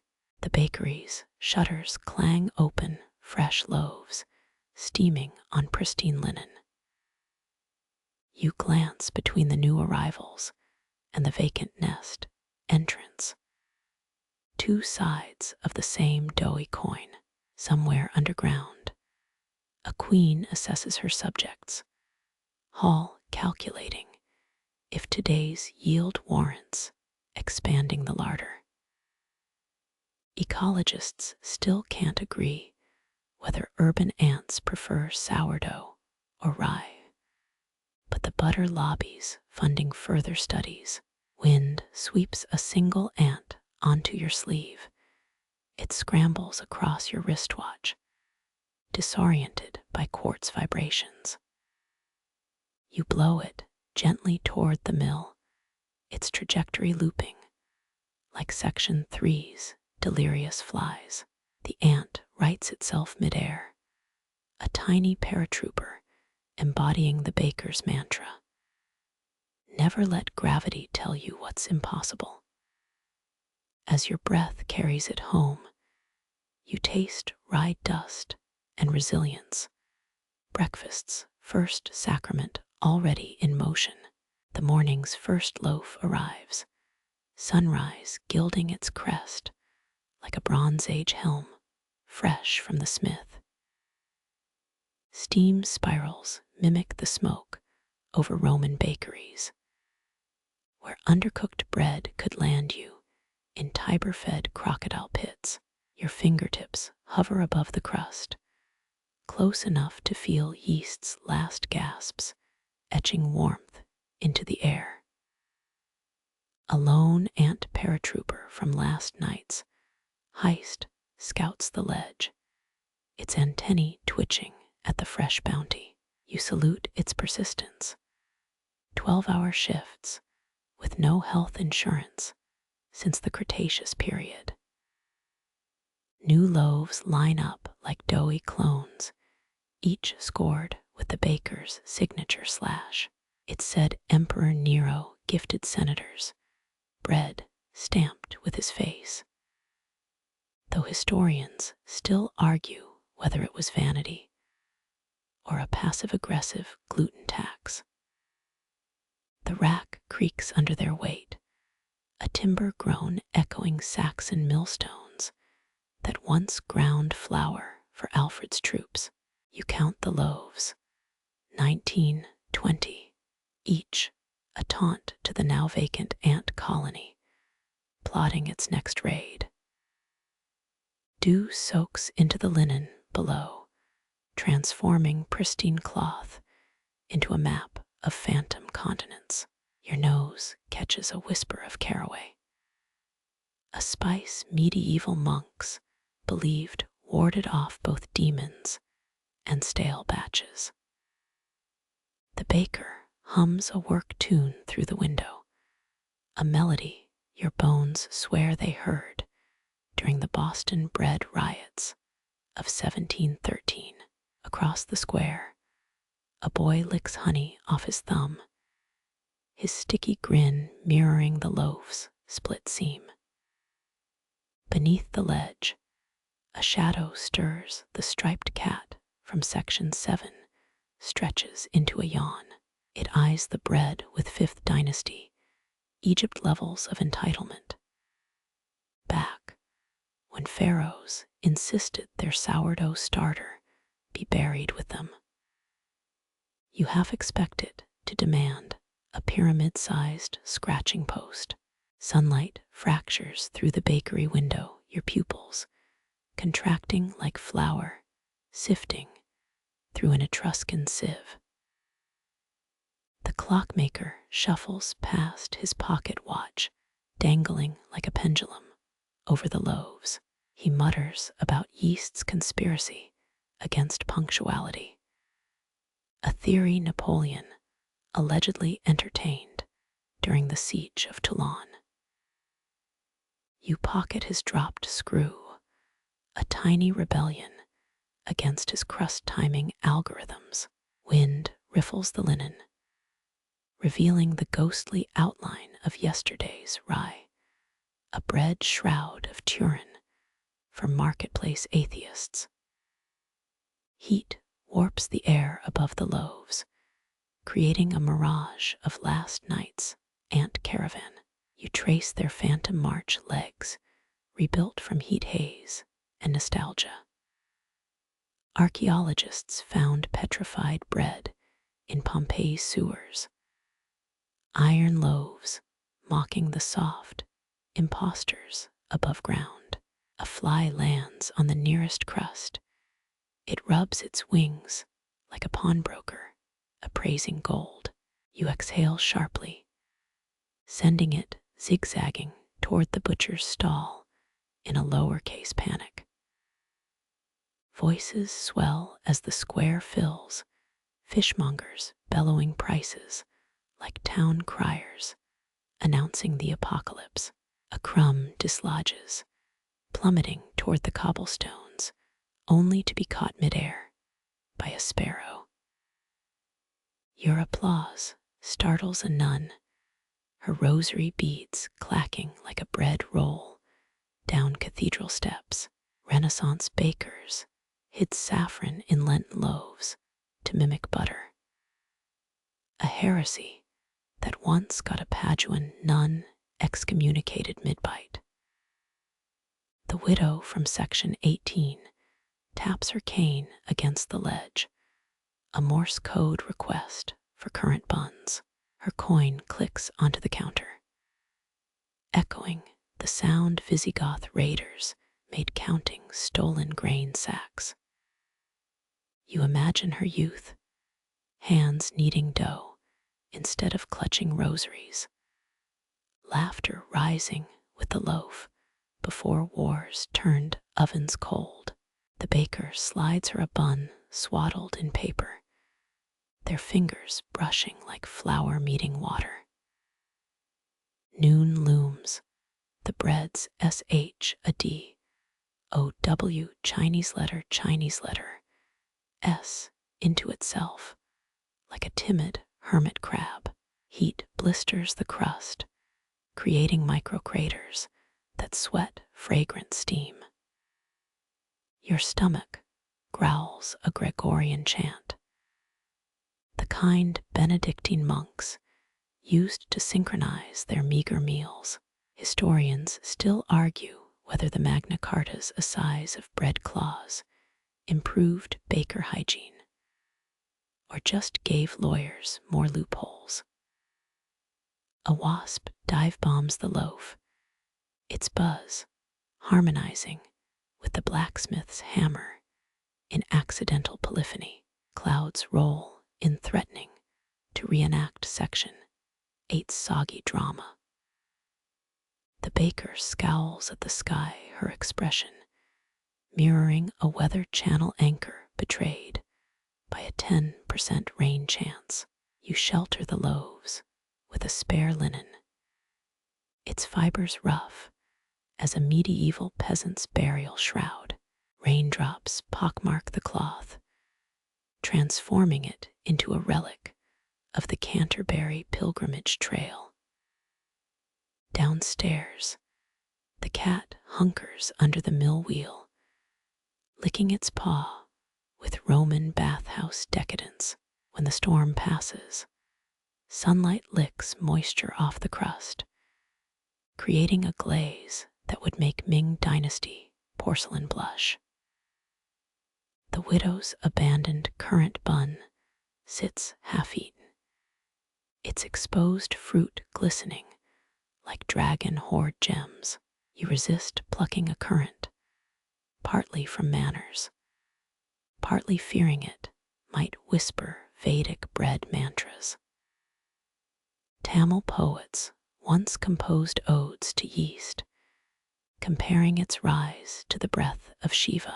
Twilight arrives wearing moth-wing gray, the loaves hunching into dusk like tired sentries. Lanterns flicker on their orange halos, echoing ancient hearths, where Neanderthals first scorched wild grain patties. Your spine cracks as you straighten, a somatic duet with the bread's settling crust. Somewhere, a nightjar calls its trill, weaving through the market's leftovers, like a baker threading dough. The final ant emerges, a straggler scaling the ledge with Cro-Magnon persistence. You watch it claim a sugar crystal, a crystalline Everest conquered with Jurassic-era instincts. As stars prick the sky, their light older than wheat cultivation, you exhale into the cooling air. Bread rises, bread cools, bread vanishes. But somewhere, always, another baker sighs over another batch, measuring eternity in the stretch of gluten and the patience of ants. As dusk settles, its velvet weight pressing the market square into quiet, the loaves exhale their final wisps of warmth. Shadows pool beneath the ledge, cradling stray crumbs like relics in an altar niche. You watch the last ant retreat, a six-legged philosopher lugging its prize into the twilight. Far above, older than ovens or wheat, stars blink awake, their light licking the crust's curves with glacial patience. The baker's lantern gutters, casting amber fractals across cooling bread. A moth brushes your cheek, its wings whispering secrets from the age of woolly mammoth hide baked stones. Somewhere a world away, dough rises in silent tribute, while here the loaves hum lullabies of gluten and grain. Crickets begin their chorus, stitching the dark with rhythms older than fire. You trace a finger along the linen's damp edge, its fibers holding memories of tidal mills and millers' daughters. The widow's currant bun sits, abandoned, its sweetness dissolving into night, a sacrifice to moths and moonbeams. Breathe deep, the air thick with caraway, and the soft musk of spent yeast. Centuries of bakers stir in your bloodstream, their calloused hands imprinted on your pulse. Let the market's ghosts lull you, the clatter of Roman kneading troughs, the hiss of Saxon ovens, the laughter of Neanderthals chewing charred emmer. Sleep comes slow as rising dough, inevitable, ancient, generous. Somewhere in Pamplona, Damascus, Guangzhou, another loaf cools on another ledge. Flour-dusted hands wipe brows, cats yawn, ants plot. The stars, those eternal bakers, knead the cosmos into something warm, something that smells like home. Let your breath sink with the cooling crust's whispers. Let the night fold itself around you, a linen cloth softer than time. Tomorrow's loaves are already dreaming safe in their wheat-born innocence. For now, only stillness, only the quiet triumph of survival, only the endless exhale of bread returning to the dark. And somewhere, always somewhere, a baker sighs flour clinging to their lashes like stardust.